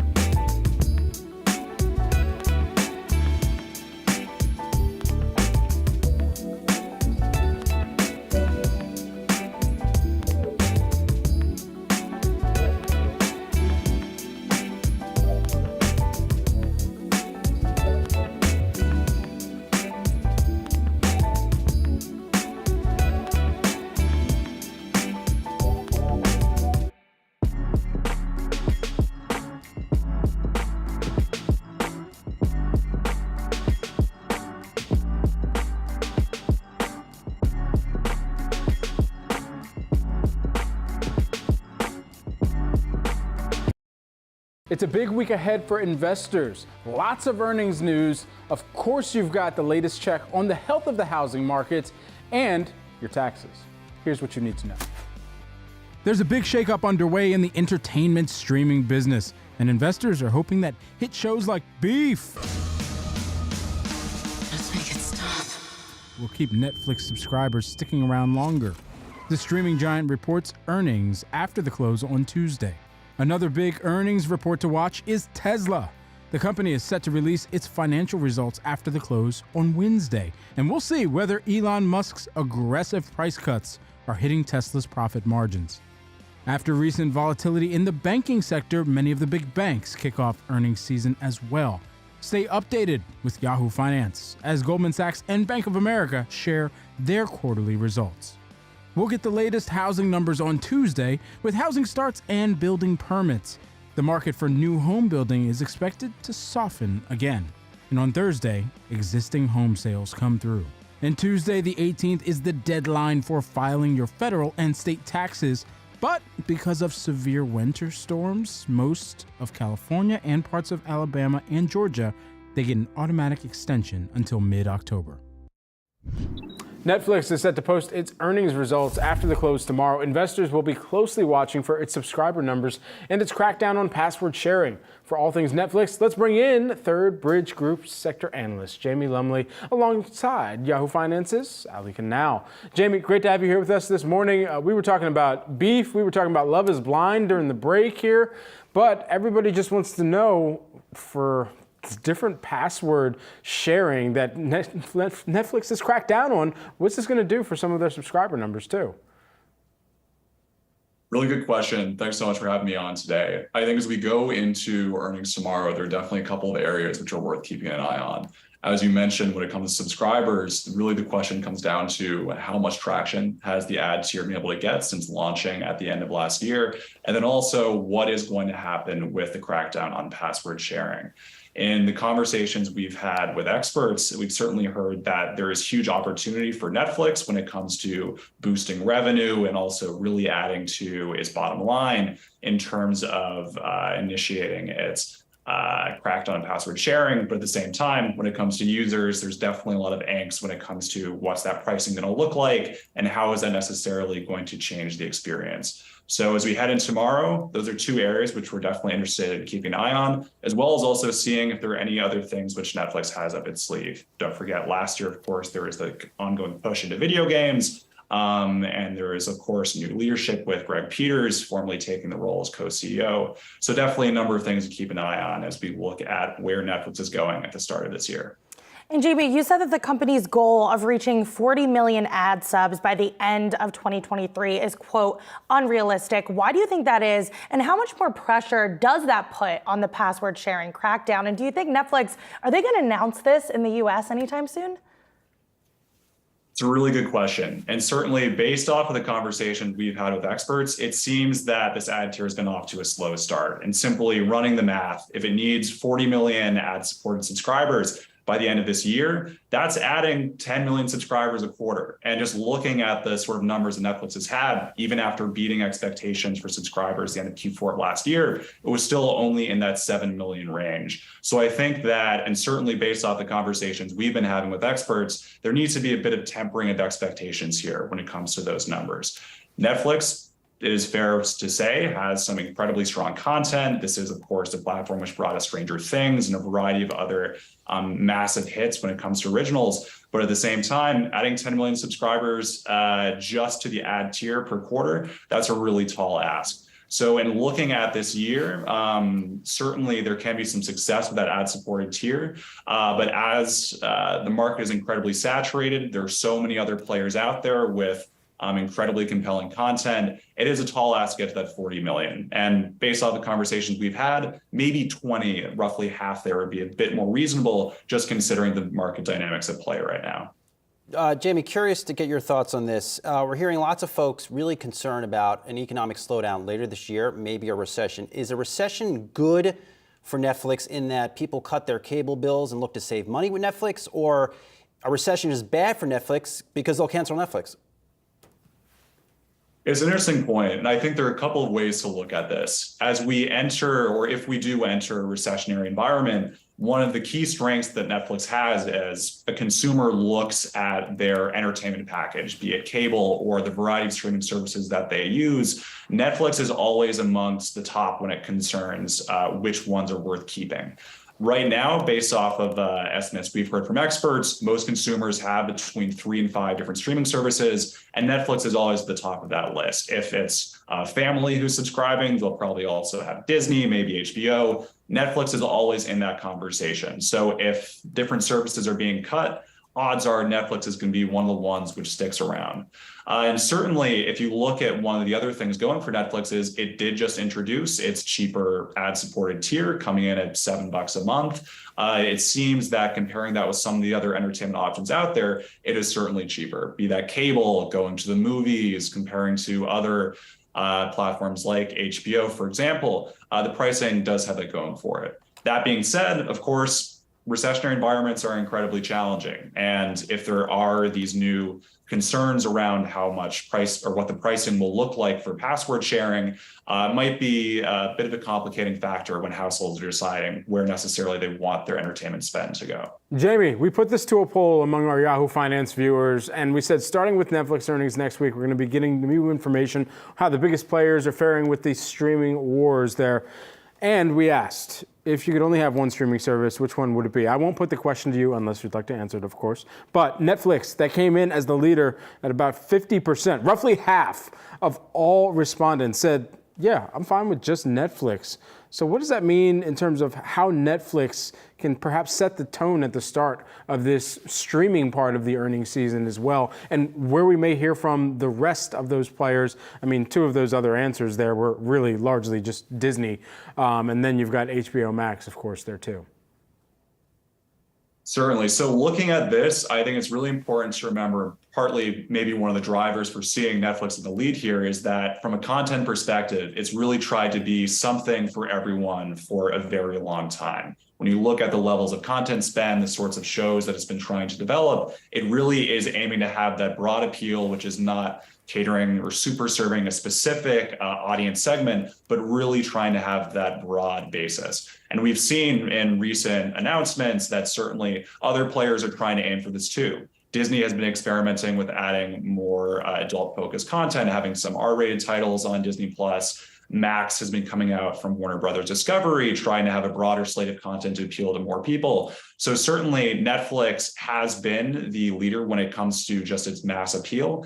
And that's probably why we see those sorts of numbers for this is the service which people will have. Netflix was early mover in the space and really pioneering streaming, and their approach to content has certainly been successful. So as we head into this earnings season and see how these other players are faring, whether or not others are moving closer to that approach of trying to appeal to many masses, but then also having to up their content spend or really focus on doubling down on specific niches, either through compelling drama if it's HBO or other specific content super serving specific audiences, that will be really interesting to see.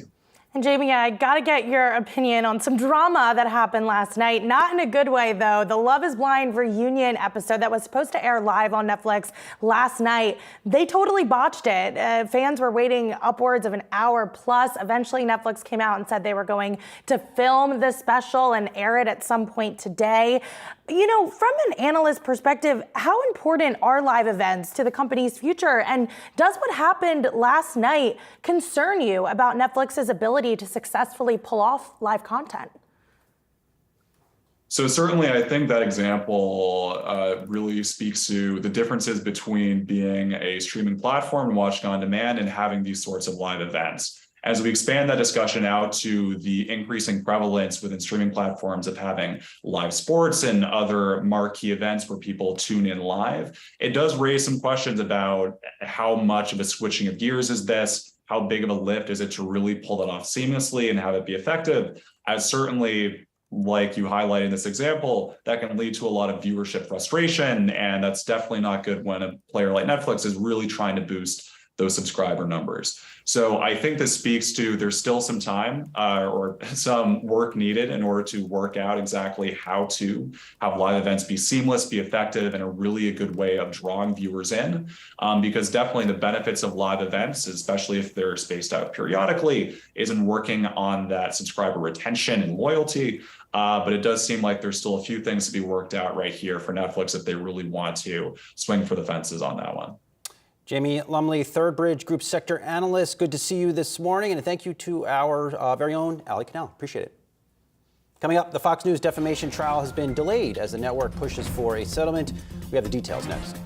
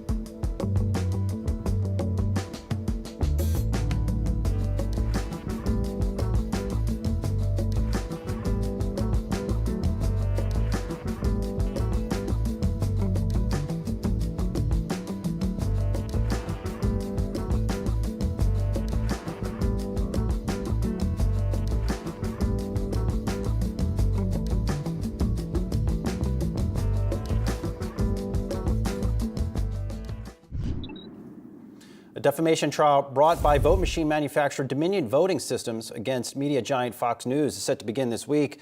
The case, currently delayed for last-minute negotiations, is being closely watched, not just for the $1.6 billion Dominion is seeking from Fox, but for how it could affect election coverage and First Amendment rights. Yahoo Finance legal correspondent Alexis Keenan has the details. Alexis. Hi, Brian. Yeah, this case brought by Dominion Voting Machine Company. It says that Fox News Network defamed the company to the tune of $1.6 billion.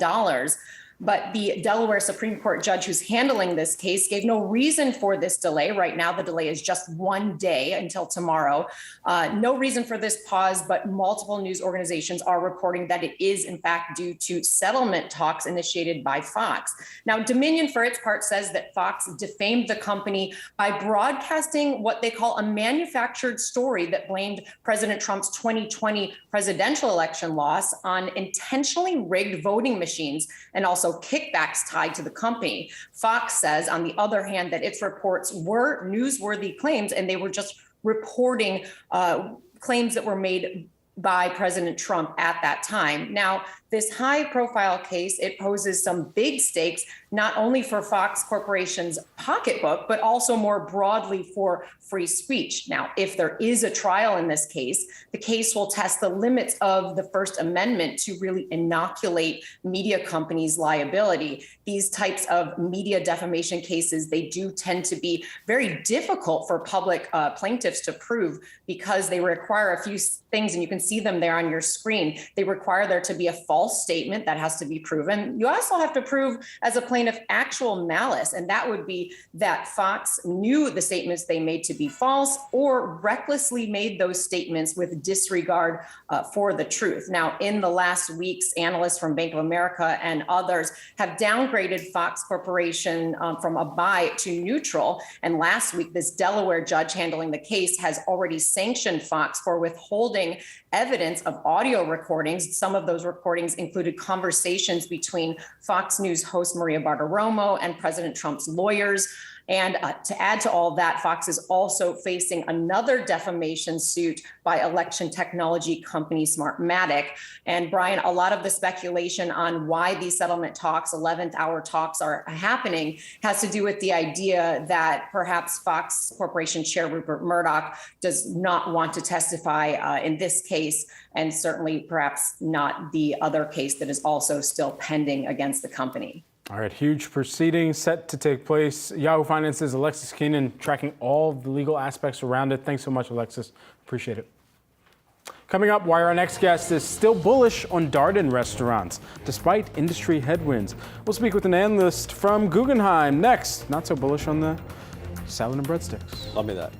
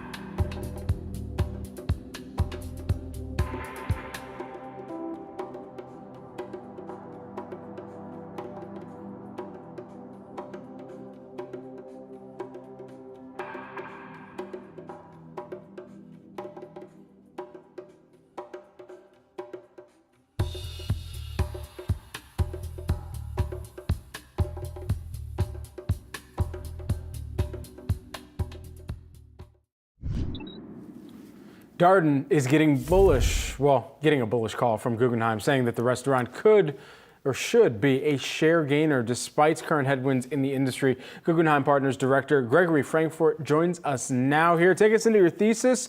Why so bullish? Yeah, no, this has been a company, Olive Garden. I think we spoke a couple months ago about it. This has been a company that back in 08, 09 outperformed the rest of the industry. The value of pasta and breadsticks and salad resonates with the consumer. And so even if we see a slowdown as you look at the full service restaurant space, we feel pretty confident that Darden's going to outperform on a go-forward basis. How is, do you see inflation starting to come down the menus at the restaurants you cover, and what does that mean for pricing? Yeah, for sure. I mean, when we were looking a year ago, as companies looked out to this year to try to figure out guidance, they were looking to low to mid single digit food costs and then got bitten by high single digit, in some cases, low double digit food inflation. And that was really a problem for P&Ls, for margins for this segment. And a lot of companies were a little bit slow to take pricing. They have now adjusted, and there is high single digit pricing running through a lot of these businesses. Darden is taking pricing up 6% right now. And it's put them in a little bit of a better space as we look into 2023 and 2024 to stabilize margins, grow margins. And we feel a little bit better about the segment given that backdrop. On what type of employee base are we talking here, too? I mean, especially considering the restaurant experience is vastly different now than it even was pre-pandemic. And all of these companies are talking about, okay, where can we kind of make more of a seamless effort or a play for consumers who want even faster service and still the same quality of food experience? Yeah, no, it's a lot of restaurant companies are trying to lean into technology. They're putting a lot more automation in the back of the house, trying to make it so that the employee experience is better. It is a tight labor market. I mean, you look the JOLTS number, I think most recently was 9.8 million openings. If you go back to when this was a looser labor market, when restaurants were not dealing with as much of a tight labor backdrop, that was 5 million. So there's a lot of jobs still out there and a lot of demand for workers. But as we look at this, we think Darden's well positioned, given the fact that it is an employer of choice and the fact that they run the businesses really well and are attractive for their workers. Greg, what's a better play here? A sit-down restaurant like a Darden or something more in the fast casual space like a Chipotle? Folks that I've talked to recently suggest that sales have come out pretty strong here over the past few weeks. Yeah, and you've seen the stock react. Chipotle stock has been strong over the last month or two, and I think some of that is a more bullish expectation in that group. Casual dining, as we looked at it, it's pretty tricky because if you look last year, this is the quarter where we lapped Omicron, and so you had January for casual dining sit-down businesses was up 17% growth. February was up 8%, and March was up 5%. So you are seeing a slowdown, and some of that is just lapping a more open economy and a more open dining space, and that is going to be a pressure for the sit-down category on a relative basis to where we were a couple months ago. But I think as we look at it, we think quick service is a great place to play. We continue to like McDonald's a lot as a stock. It's been very strong. But as we look at full service specifically, we see Darden as having some advantages of scale. And in that scale, it also comes down to the real estate footprint that they operate. Do you believe that their real estate portfolio that Darden has for all of its restaurants is sustainable enough in order for them to be able to build off of that, or at least have or experience growth with the existing footprint that they have? Or do you think that they're going to have to start quickly opening up even more franchise locations? Yeah, look, Darden has laid out basically a path to 2 to 3% unit growth. It's not anything heroic, but it's a pretty steady growing business. And it's what's sort of ironic about it is the biggest business, Olive Garden, gets the best returns. Given the sales that they put out there, given the fact that the food cost on pasta is pretty low. And so we could see continued white space for them to keep developing Olive Gardens and also the rest of the portfolio and hit that 2 to 3% unit growth on a go-forward basis. Greg, how amazing is it for a company like Darden that egg prices are starting to plunge here? It's probably less relevant to Olive Garden and a little more relevant to some of their peers like a First Watch or a Cracker Barrel. But it helps. I mean, this is a general theme where inflation is coming down. Darden has given an early guidance for next year's food costs to be low single digit. That's a lot better of an environment than 8, 10, 12% food inflation to just manage from a P&L perspective. Okay, and so does that mean then for the other items that they are needing to take on just to operate their menu, that they are seeing improvement there and that consumers are still kind of taking on whatever added cost Olive Garden or Longhorn or any of the subsidiaries are saying, yeah, you know what, we understand that to get the same type of quality, we're gonna have to pay a little bit more? Yeah, I think what you're seeing is beef and steak start to be a little bit of an issue, but otherwise across the menu, you've started to see a little bit less inflationary pressures, and that just, I think restaurants need consistency to operate, and one of the things that we did not see last year was consistency in food inflation. It was extremely challenging environment in 2022 for restaurant companies. Greg, you briefly mentioned McDonald's. Investors really seem to like McDonald's here. They're having a moment, but my question too is why? They're essentially they're selling the same food. They're just selling like meal plan bags or based on pop stars. I mean, that's not reinventing the wheel. Yeah, it is impressive what McDonald's did, and I used to work with a guy, Joe Buckley, and he covered the space in 03, 04, 05 when McDonald's really had their last kind of breakout and run. And it just never underestimate McDonald's was his advice to me.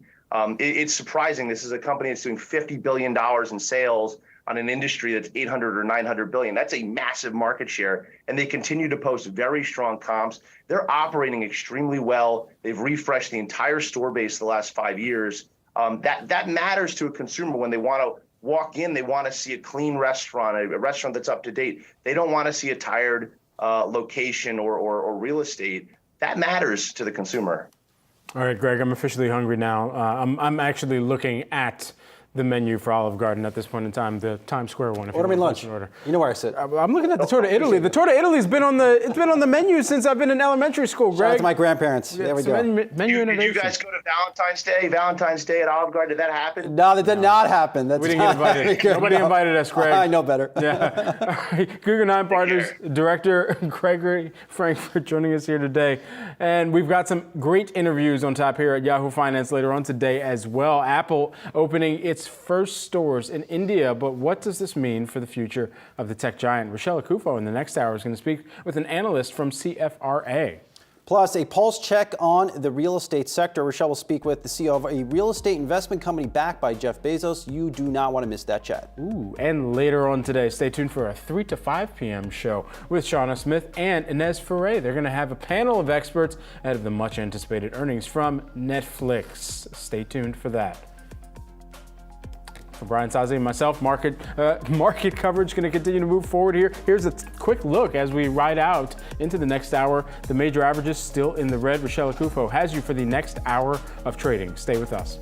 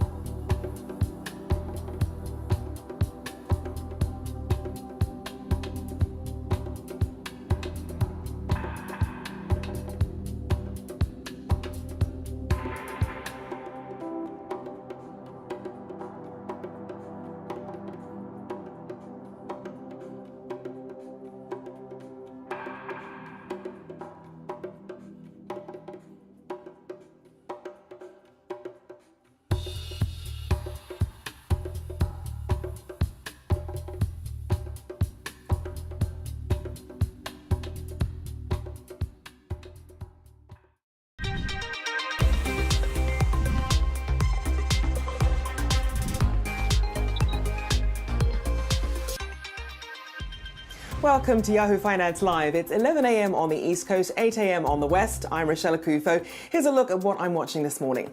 Calm before the storm. Results season kicks into gear tomorrow, and investors brace for reports from Bank of America and Netflix in the days to come. We pick out the key bellwethers you need to watch.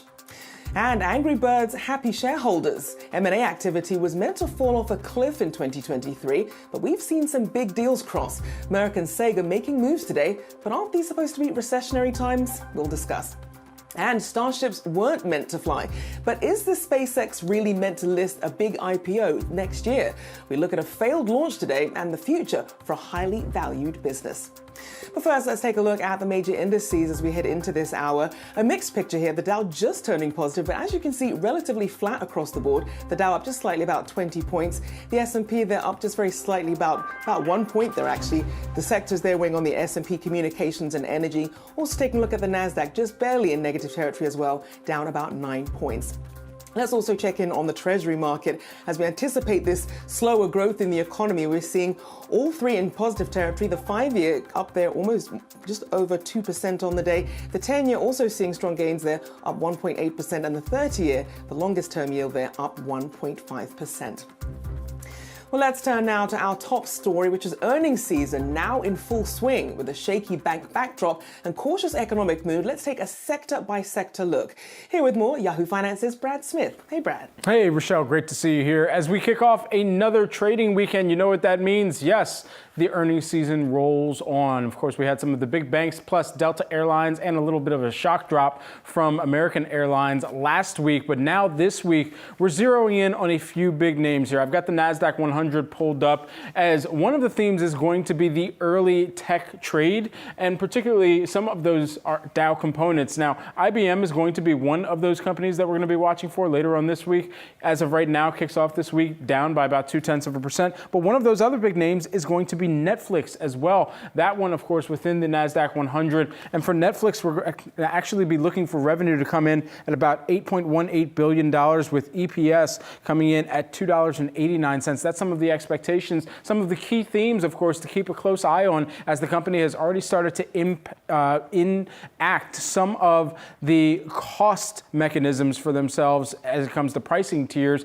not just on the advertising model side, but then also on cracking down on password sharing and account sharing. So with that in mind, keep a close eye on some of those subscriber numbers as well as how much they continue to spend. Another company that we're going to be keeping an eye on within tech, Tesla here, and we're taking a look at shares there. You're seeing those down by about 1% year to date coming into this report. You're seeing it higher, 50% year to date. And then additionally, it's important to keep in mind two big themes for this company. One of them is going to be not only EV demand, but at what price here, because that is where they have really kicked off this pricing war within the electric vehicle landscape. And then additionally, on the front of Tesla and Elon Musk, what they have to signal about that profitability on the back of some of the deliveries, the production figures that they've been able to already announce over the course of the first quarter in 2023.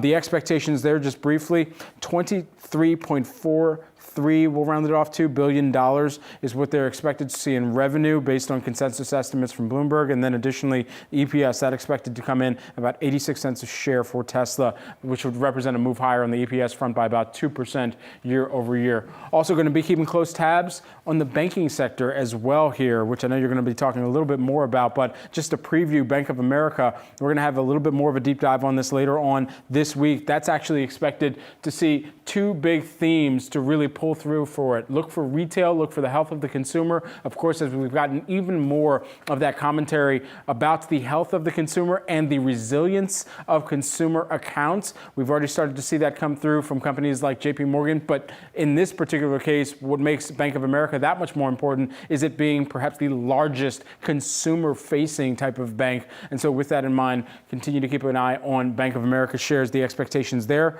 is actually for an EPS growth year over year of about 2%. 2%, and for revenue to come in at $25.32 billion, with EPS, earnings per share, coming in at about 81 cents. I can't read my chicken scratch on my own notes, but about 81, 82 cents on an adjusted basis there. And then lastly, I'll just leave you with Procter & Gamble. Of course, one of the components that we're going to be tracking closely as we move on throughout the rest of this week here. But PG, here on the day, you're seeing that up by about 0.2% year to date. It's down by 0.2% though. And so we'll see exactly what the company has to say around pricing for some of those consumer goods, where they're still seeing volumes move through. That's going to be a key word to perhaps Command F or Control F within the earnings report when that comes through. And then additionally, on the supply chain management, there's this larger talk about if there is or determining rather inflation versus what some have called greedflation, even in some of the prices continuing to remain higher, though some of the largest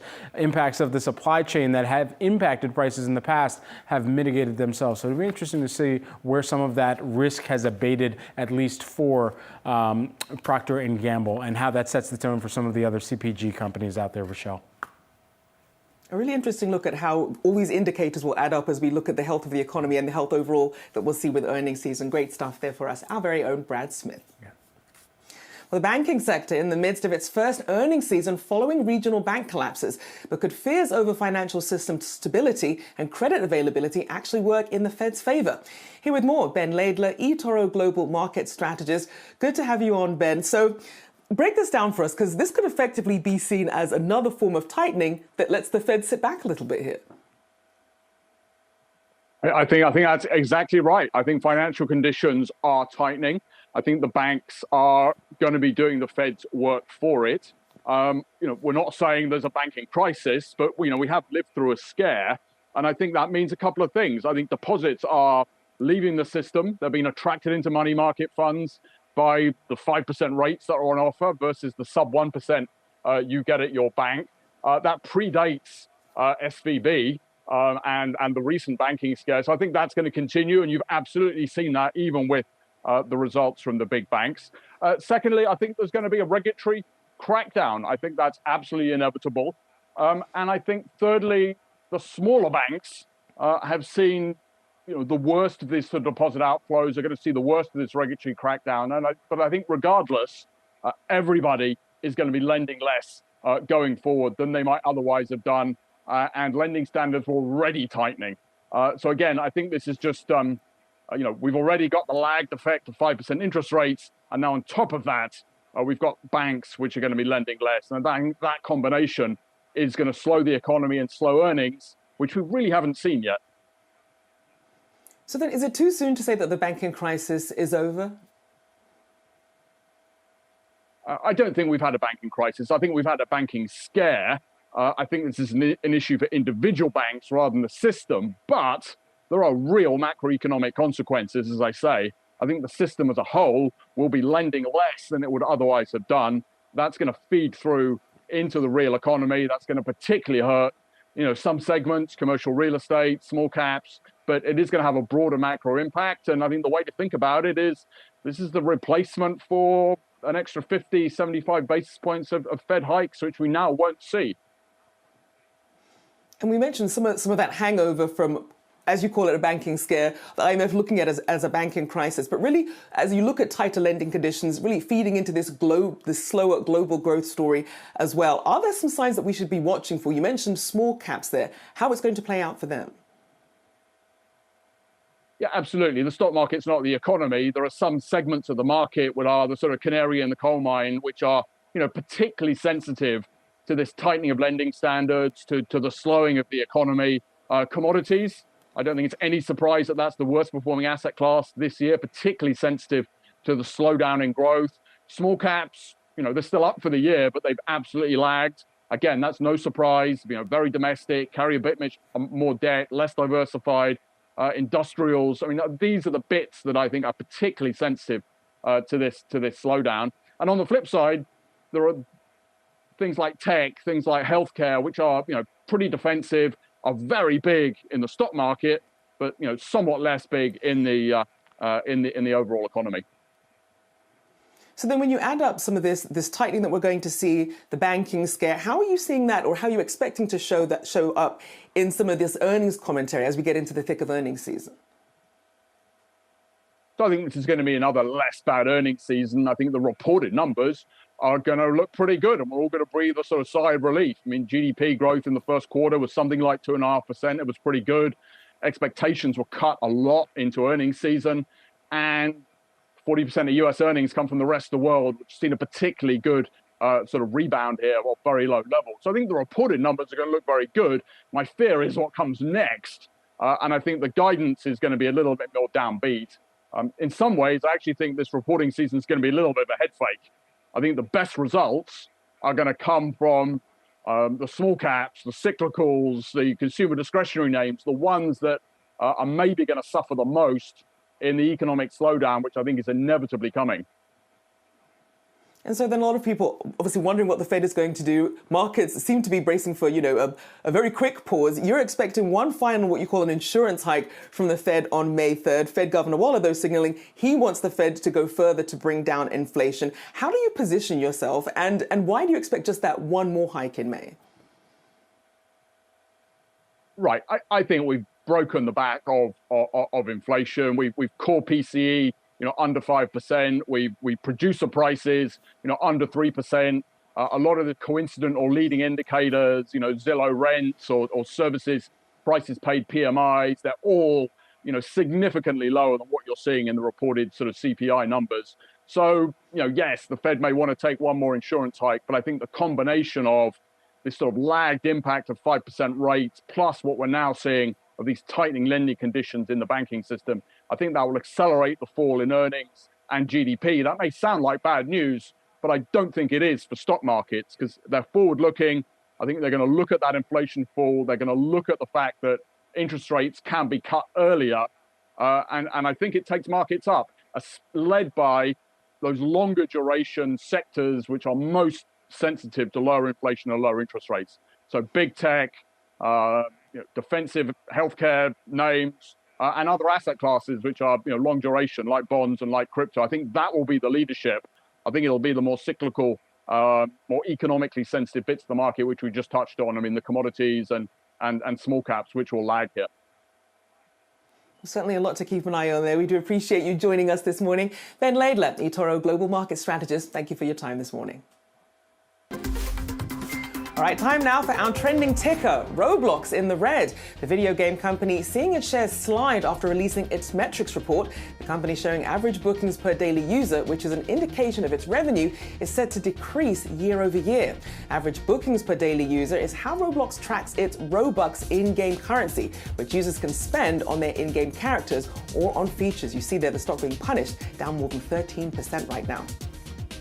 Right, coming up, M&A activity was meant to fall off a cliff in 2023, but we've seen some big deals cross recently. Merck and Sega announcing their own moves today, but aren't these recessionary times? We'll discuss next.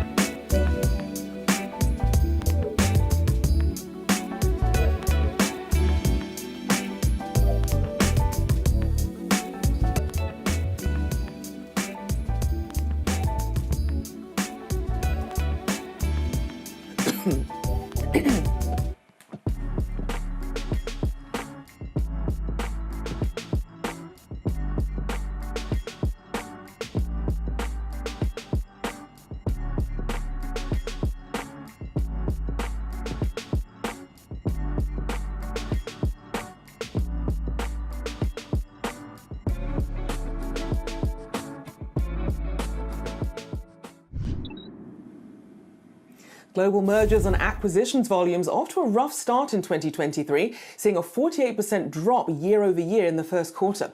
While fears of a recession feed into a slowdown in M&A, an uptick in big deal making in recent weeks may be signaling a new trend. Here with the details is Yahoo Finance's Alexandra Canal. Ali, what are you watching? Hi, Rochelle. And yes, it's been an interesting few years when we look at M&A deal-making activity. In 2021, we saw these historic levels largely due to pandemic stimulus. But then in 2022, we saw this steep drop-off as the Fed once again began raising interest rates, which increased the cost of borrowing. On top of that, we saw the slowdown continue in the first quarter of 2023 as investors and acquirers, financiers remained concerned that a recession was on the horizon. We also have geopolitical tensions, antitrust fears, and even the recent banking crisis adding to negative sentiment.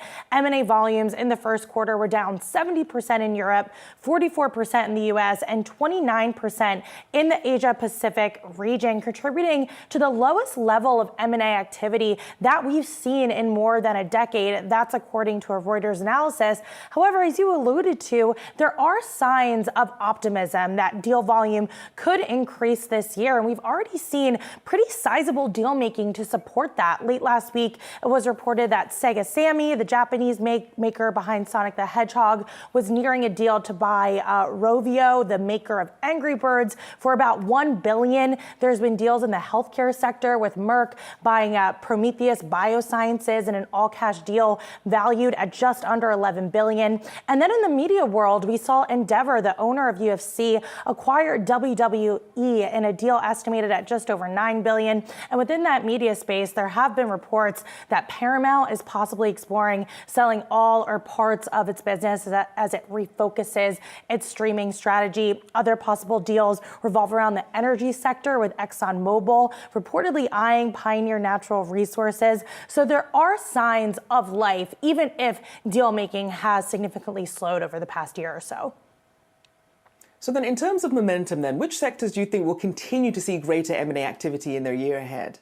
I think the tech sector is still ripe for potential M&A, especially as there are a lot of opportunities for both organic and inorganic growth. But remember, there are concerns about antitrust. We still have that Microsoft Activision Blizzard deal still in flux as the FTC cracks down on certain deals that are happening in that space. So overall, I think there's a lot of uncertainty in this market right now. I think a lot of it will depend on how the macro plays out. But there does seem to be this pent-up demand, especially as investors are refocused on profitability. There's also depressed stock valuations, which obviously is attractive for some of these larger firms to snatch up those smaller players. So we'll see how the rest of this year plays out, but it's looking like it could be a better year than 2022.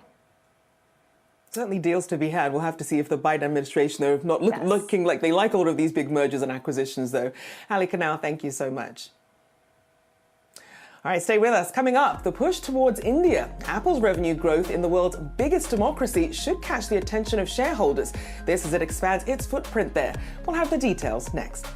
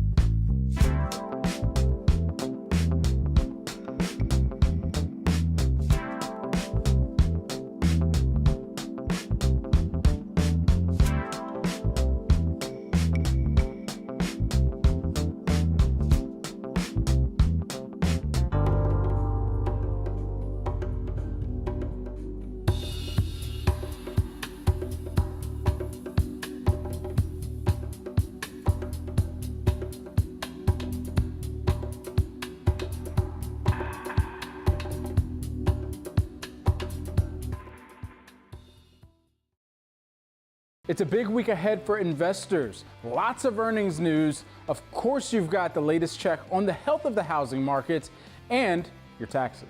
Here's what you need to know. There's a big shakeup underway in the entertainment streaming business, and investors are hoping that hit shows like Beef will keep Netflix subscribers sticking around longer. The streaming giant reports earnings after the close on Tuesday. Another big earnings report to watch is Tesla.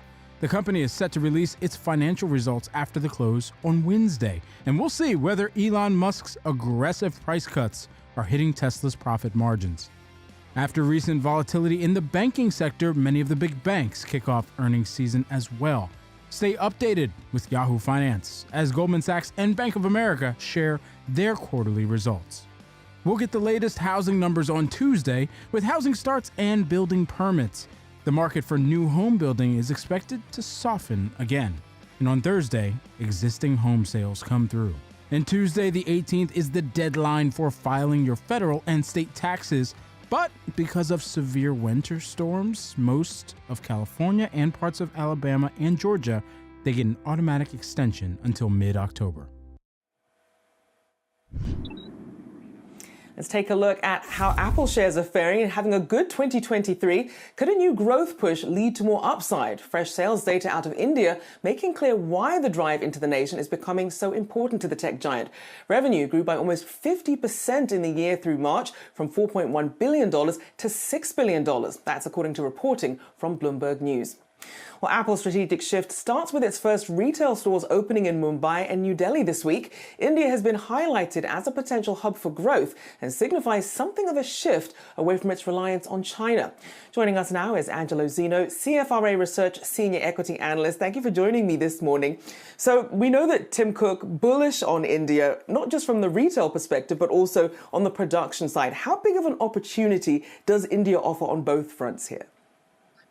We think it's massive, to be honest with you. I mean, there's an enormous opportunity if you kind of look at where China is today. And if you're a believer that India is essentially where China was 15, 20 years ago, which is kind of the analogy that Tim Cook has made in the past, then you are very optimistic about the potential on both the demand side of things as well as on the production side of things. And we specifically look at the demand side of things, right? I mean, I think Apple sold about 7 million units in India last year alone, whereas, and they've got, about 1.4 billion people in India alone. You kind of compare that to, let's say, North America, where you've got about 340 million people, and Apple probably delivering about 75 to 80 million units. And then in China, which is probably the most comparable analogy out there to India, you're looking at about 280, 290 million units sold on the smartphone side of things last year, and Apple having about 18% market share, roughly about 55 million units.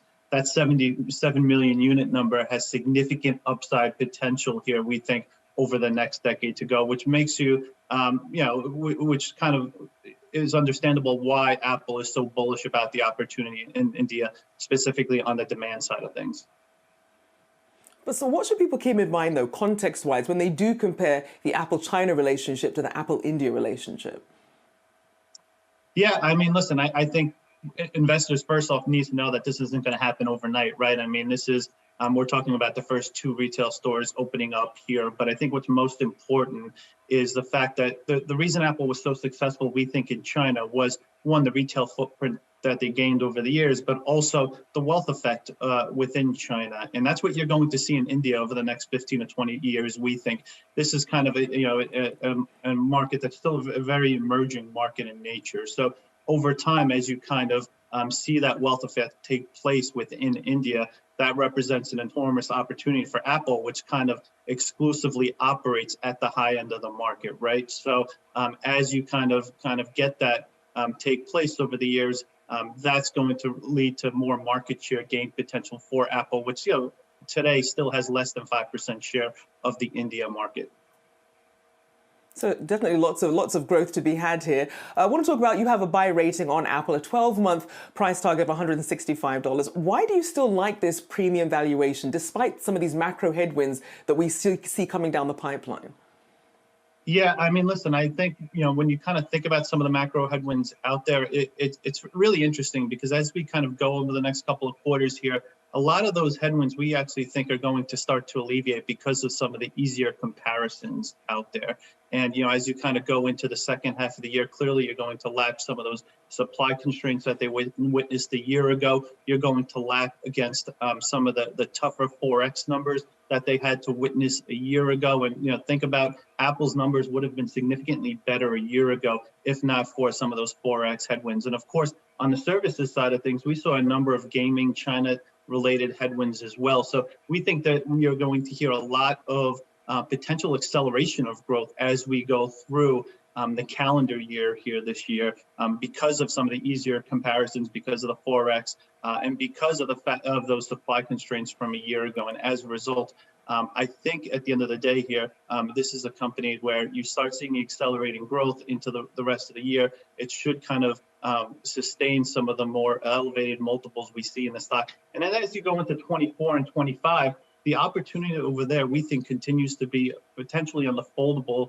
phone side of things, which is going to command higher average selling prices, potentially a new kind of upgrade cycle up there. So that's another kind of opportunity out there, maybe a longer tail nature, but nonetheless, something investors should start thinking about as we go into 24 and 25. And of course, one of Apple's strongest selling points is the ecosystem itself. And we saw they recently announced that they're launching their Apple Card savings account with a 4.15% annual percentage yield, no minimum deposit or balance there. What is your take on this evolution for Apple in the fintech space? Yeah, I mean, listen, I think it's an opportunity out there. It's not something that's necessarily going to be a needle driver for the company. But again, it's something, to your point, their company continues to throw incremental new offerings and opportunities out there for investors, also ways for them to find ways to kind of make the iPhone more affordable on their end potentially, as well as just again, incrementally kind of evolving their ecosystem there and coming out with new kind of growth opportunities and new offerings out there. And I think kind of, again, it's not something that we think is going to really be a needle driver for this company, but when you kind of put it in totality with kind of some of their other offerings out there, again, it's the services side of things, we think, again, longer term in nature, becomes a much bigger opportunity. Of course, is a higher margin business for them, 2x the margins of the hardware side of things. So the more they kind of continue to penetrate on the services side of things, the better for investors. And just lastly, any risks that you see to that 12-month price target in terms of Apple's products and services that could perhaps give you pause? Yeah, I mean, listen, I think there are always kind of risks associated with this name. I mean, for us, it's always on the regulatory side of things. You don't know necessarily what is going to come out on the Europe side of things, or even China side of things, as well as here locally within the States. But, there's at some point in time, we do expect them to kind of adjust the fee structure of the App Store out there. That potentially becomes a risk factor over time, as well as kind of other kind of regulatory potential hiccups out there and geopolitical factors. But that being said, we continue to believe that Apple remains just kind of a rock solid story among a number of other companies that would potentially be more at risk to some of those factors out there. And that Apple ecosystem, that's a tough one to break. A lot of upside there, indeed. A big thank you there, Angelo Zeno, CFRA Research Senior Equity Analyst. Thank you for your time today. All right, coming up, back to business. Congress's spring break is over, and the debt ceiling debate will rear its head once again. We head to D.C. for the latest there next.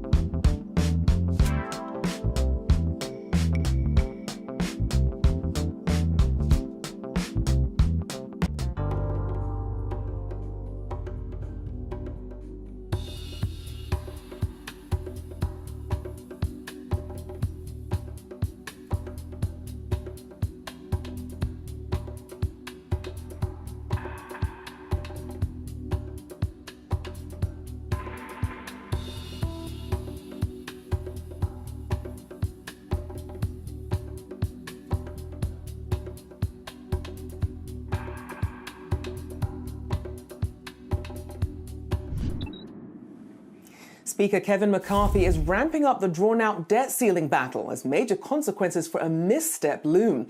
Yahoo Finance contributor Kevin Cirilli joins us now with the latest. Hey, Kevin. Speaker McCarthy, Rochelle, wants to tie the budget cuts with raising the nation's borrowing limit, and Democrats are just saying that that's not going to happen. Earlier today, speaking on the New York Stock Exchange, Speaker McCarthy outlining what he says is a clear path forward in order to have a compromise with Democrats. Democrats are saying that this is a non-starter. In fact, before Speaker McCarthy's speech, the White House putting out a statement and saying that Republicans are holding the nation's economy hostage. Speaker McCarthy, for his part, tweeting, quote, "Make no mistake, the longer President Biden waits to be sensible to find agreement, the more likely it becomes that his administration will bumble into the first default in our nation's history." Now, beyond that, lawmakers are set to return here in Congress this week. And now it appears that the deadline for raising the nation's borrowing limit, raising the debt ceiling, is inching closer. Treasury Secretary Janet Yellen has said that likely that is going to happen sometime in midsummer. But the Problem Solvers Caucus, a bipartisan group of lawmakers from both sides of the aisle, have been quietly working on some type of an agreement. But again, Speaker McCarthy foreshadowing in New York City, Rochelle, that they do not have a deal right now. And the White House, for their part, and President Biden have not negotiated, nor has Speaker McCarthy, with each other in months. And we know how close they got to the deadline last time. Do we get a sense there are any sort of through roads here to having a deal with both sides pretty much staunchly saying there just isn't room to negotiate? Well, there doesn't seem to be an incentive to negotiate either, because you have Democrats who are looking at the brinksmanship and looking at independent voters, and perhaps Democratic strategists that I talk with feel that this would help them amongst independent voters, and then politically. And then separately from that, you have Republicans who are trying to invoke Reagan. This was, for example, a speech that Reagan gave at the New York Stock Exchange. And so Speaker McCarthy looking at the imagery of that. He's also got to keep some hardline conservatives. Remember that he negotiated with in order to get the gavel to become speaker. He promised budget cuts. But President Biden is just dug in on this. Speaker McCarthy's dug in on this. And right now they have no deal, and they're nowhere close to a deal. Goodness, we'll be keeping an eye on this. Nails biting all along the way. A big thank you there. Yahoo Finance contributor Kevin Cirilli. Thank you so much. All right, stay with us. Coming up, House of Pain. According to the National Association of Realtors, half the United States is experiencing home price declines. We look at how home builders are feeling about it all next.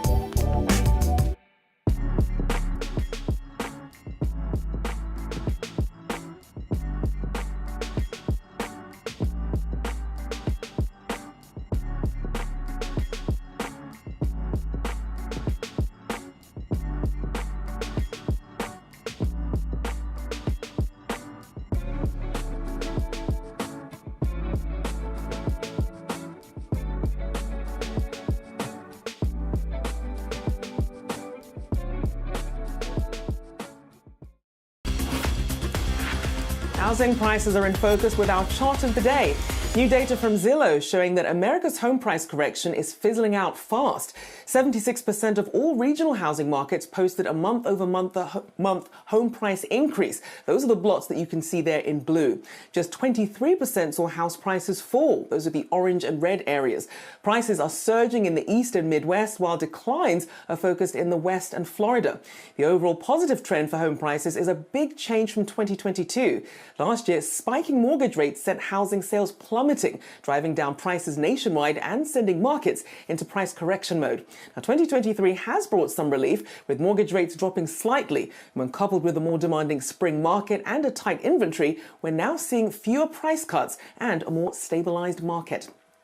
Well, let's dive deeper into this. With confidence among single-family home builders climbing in April, the fourth straight month of strong optimism as declining mortgage rates and low inventory boost demand for new homes. The National Association of Home Builders data showed that. Let's bring in Yahoo Finance's Danny Romero for more on the latest reading. Hi, Danny. Hi, Rochelle. This really wasn't a surprise, but what a perfect storm. The combination of declining mortgage rates, reduced home prices, and more incentives provided by home builders really boosted demand for new sales in this month. Another key factor is that resale inventory is low. Not a lot of sellers are listing their home on the market, and some of these sellers are even hesitant to list their home because they're sitting on lower mortgage rates. Inventory sits about 50% below than what it was just a few years ago, even before the pandemic. And 1/3 of the current inventory stock right now, the housing stock, is new construction. So new buyers are really being enticed in looking into this market, as eventually they really wouldn't have to spend on remodeling expenses or even updating their new home. And we even heard from home builder Lennar last month in their latest earnings call saying that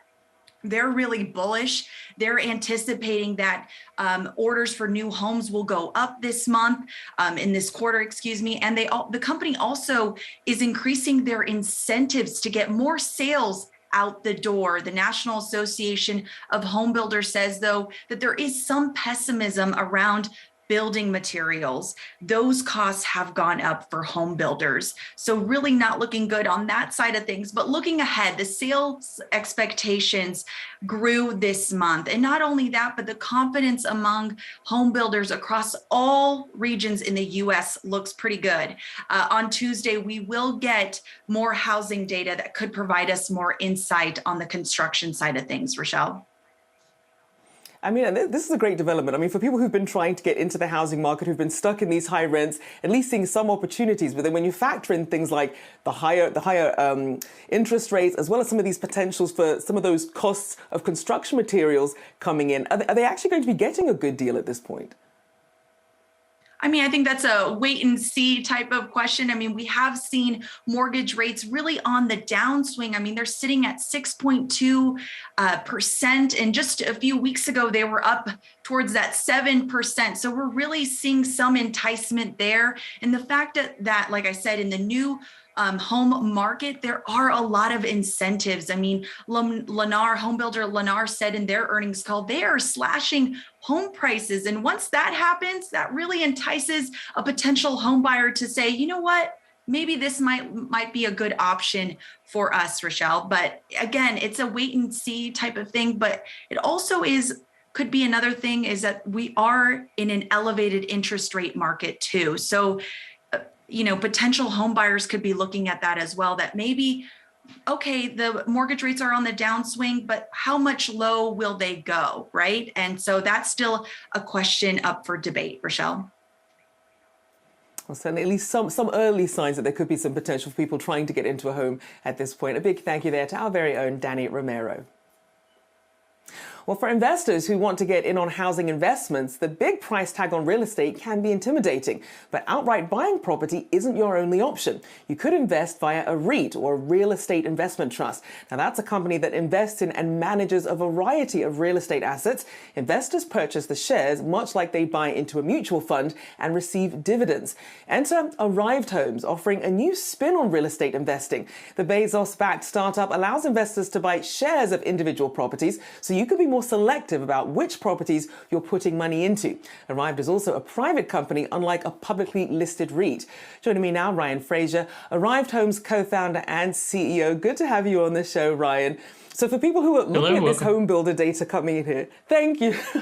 So for people who are looking at this home builder dating and saying, okay, perhaps it's a little bit too high for me to get into, but perhaps I want to invest. What does Arrived do differently? What opportunities do you offer at the moment? Yeah, I think that's a great question. I mean, one of the things when you look at the home builder sentiment data today is that it's not evenly distributed across the country. You have areas like the South where the sentiment is about 10 points higher than the West. And I think retail investors are seeing the same thing, that different markets in real estate really matter. And with Arrived, we have today 40 different cities that retail investors can buy rental property or vacation rental property shares in. We're adding another 10 markets over the next quarter and really giving folks the ability to diversify their investment across these markets. So then how has your company been affected, and sort of the inventory that you have available, how has that been affected by the interest rates, as well as some of these tighter lending conditions that you're seeing from banks as a result of the fallout from SVB? Yeah, I think much like anything, the ability to go out and buy a home on your own as real estate prices have gone up and now as interest rates have continued to gone up has just become even more challenging.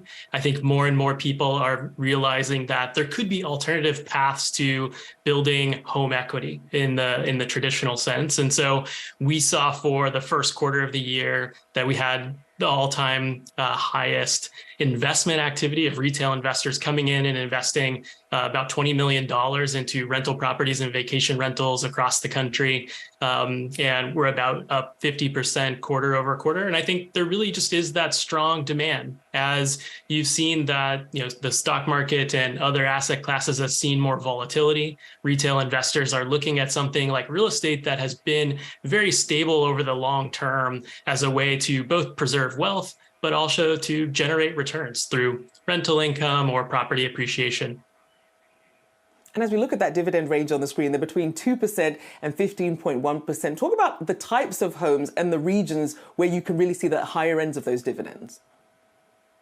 Yeah, so the types of homes on Arrive today are all single family homes, and they are rented out on long-term leases or short-term leases like Airbnbs. And that really kind of leads to the range in dividends. Some of the long-term rentals in higher appreciating markets like Phoenix or Denver or Nashville might see some of the lower dividends. If you look at areas of the country like the Southeast, you might be able to get in the kind of 5.5% to 6.5% on the potential dividend yield. And then as you start to get into vacation rentals where there's some variability, there's some seasonality in terms of when people are booking these vacation rentals in different markets. And that can lead to some of those higher potential dividend yields, like the 15% that you mentioned, but also carry with it, potentially some higher risk in the seasonality of income. And then the other piece that's, really not included in the dividend is any property value appreciation. And, investors who are investing in these properties, they get the benefits of any of that property value as these properties grow. So talk about the process here, because I'm sort of playing around on the website and some of these get fully funded very, very quickly. Walk people through the process and how competitive it actually is out there. Yeah, the process is very simple similar to investing in a stock. Individual investors can create an account on our website, arrive.com. It takes just a few minutes to enter their information, pick and choose which properties they want to invest in, and then buy shares. And in just a couple of minutes, you can own your very first rental property. And we've seen thousands and thousands of people, do that as their first way to access real estate investments. And that's really, I think, what we've been excited to bring to the market is just make it easier for people to access these investment opportunities. And for people who are concerned about risk, if this is their first time trying to invest in real estate, what should they be aware of? Yeah, I think, in any kind of investment, there is risk. One of the benefits of investing in Arrive versus buying a property on your own is that the risk of your investment is limited to the capital that you're investing. So there's no debt or personal liability in your name. It's similar to investing, in any company like Apple stock, where you're not going to be liable for any of the debts that Apple's taking on. You're not liable for the mortgage that's on this property that might be providing you with leverage depreciation or potentially positive leverage on the rental income. And I think for a lot of people, especially right now, there's aversion to kind of taking on too much of that debt onto their own personal balance sheet. And this gives a way to access the positive benefits of that, but limiting some of the risk associated with it. So at least a way to get in for the more risk-averse real estate investor. Interesting stuff there. Thank you so much. Ryan Fraser there, Arrived Homes co-founder and CEO. Thanks so much. All right, coming up, starships weren't meant to fly, but is SpaceX really meant to list a big IPO next year? We look at a failed launch today and the future for a highly valued business.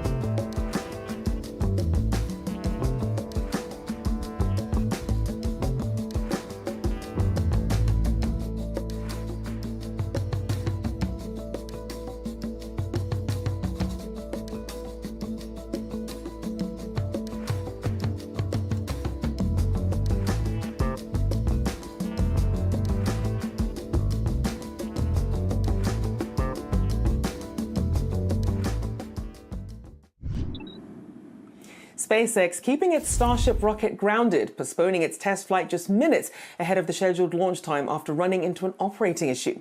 Now, Elon Musk's space company saying in a tweet it's, quote, standing down from today's flight test attempt as the team is working towards the next available opportunity. Well, how does this bode for the future of SpaceX going public? Here with more is Yahoo Finance's Pras Subramanian. I was really looking forward to this today, Pras, so unfortunate though. Yeah, I know, me too. I'm wearing my space jacket and everything for the launch. But yeah, so they had to scrub the launch of the Starship, the lunar module there, lunar lander there. This is going to take place today, but then it'll be pushed to Wednesday at the very least because of this frozen valve. You know, SpaceX won a $3 billion award to use Starship as that crew lunar lander for when NASA's Artemis mission goes back to the moon, right? So you mentioned the IPO talk, right, Rochelle? So, you know, SpaceX, one of the largest private companies in the world, last valued at around $140 billion, I think, thereabouts. You know, they don't need to IPO if they don't necessarily need the money right away. They've raised a ton of cash. But another option actually is spinning off Starlink, its satellite system instead. There's about 3,500 satellites in the Starlink system. They have over 1 million subscribers. So that's a way to kind of unlock some value for Elon Musk and SpaceX if they need to. So how much is riding on this launch, though? Obviously, when you think of what it means for NASA, for some of these other launches as well. You know, SpaceX has done a number of launches to send items like supplies and satellites up to the space station, new satellites for any kind of application, whether it's GPS or even Starlink system. So they have a pretty robust business from a launching point of view, launching freight and cargo into space. Starship was going to be sort of a marquee event for them. This is sort of the manned, crewed launch for SpaceX, and this is going to be the biggest, most powerful rocket ever launched. I mean, really, would have been a very cool launch to see. Hopefully, it happens Wednesday, but it is a big marquee event for the company, and a positive launch and a positive result, I think, would be very good for the company's potential IPO prospects in the future. Exactly, especially when you figure what happened with Virgin Orbit really puts SpaceX in the spotlight for what happens next in this industry. Great stuff. Proud Subramanian there for us. All right, time now for today's trending ticker. Shares of Charles Schwab on the rise following its latest quarterly results. As we see here, Schwab reporting a beat on earnings while deposits tumbled 30% as the company says that it's halting stock buybacks. You see they're up, though, still over 3%. Well, staying on the earnings front, shares of State Street under pressure after its latest report. Net income for the company fell 9%, while total revenue saw a slight rise of 1% as net interest income offset the drop in fees. State Street also reporting quarterly profit that fell short of Wall Street's expectations. And in the pharma space, turning to Moderna, shares slipping despite positive data on its cancer vaccine. Moderna reporting its shot lowered the risk of cancer recurrence or death by 44% compared to Keytruda alone in certain cancer patients. However, some mixed reviews coming in from analysts over Merck and Moderna's vaccine trial results from the weekend. You see that stock being punished almost 8% on the day. All right, let's get you a final check of the markets as we head into the noon hour. We see here still relatively flat, but now we see the Dow turning negative again as we head into the noon hour. The Dow there just off about 5 points there. The S&P also down about 8 points. The Nasdaq down the most there, about 1/3%, down 37 points there. Still relatively flat. A lot for investors to mull. You have earnings season, tightening lending conditions coming from the banking crisis/scare. And as we look at some of the sectors, we did see energy, one of the worst performing sectors, still at the moment with oil under pressure. Well, that'll do it for now. I'm Rochelle Akufo, but I'll be back with you at 11 a.m. Eastern. And don't forget, Yahoo Finance will be back with you at 3 p.m. Eastern. We'll see you then.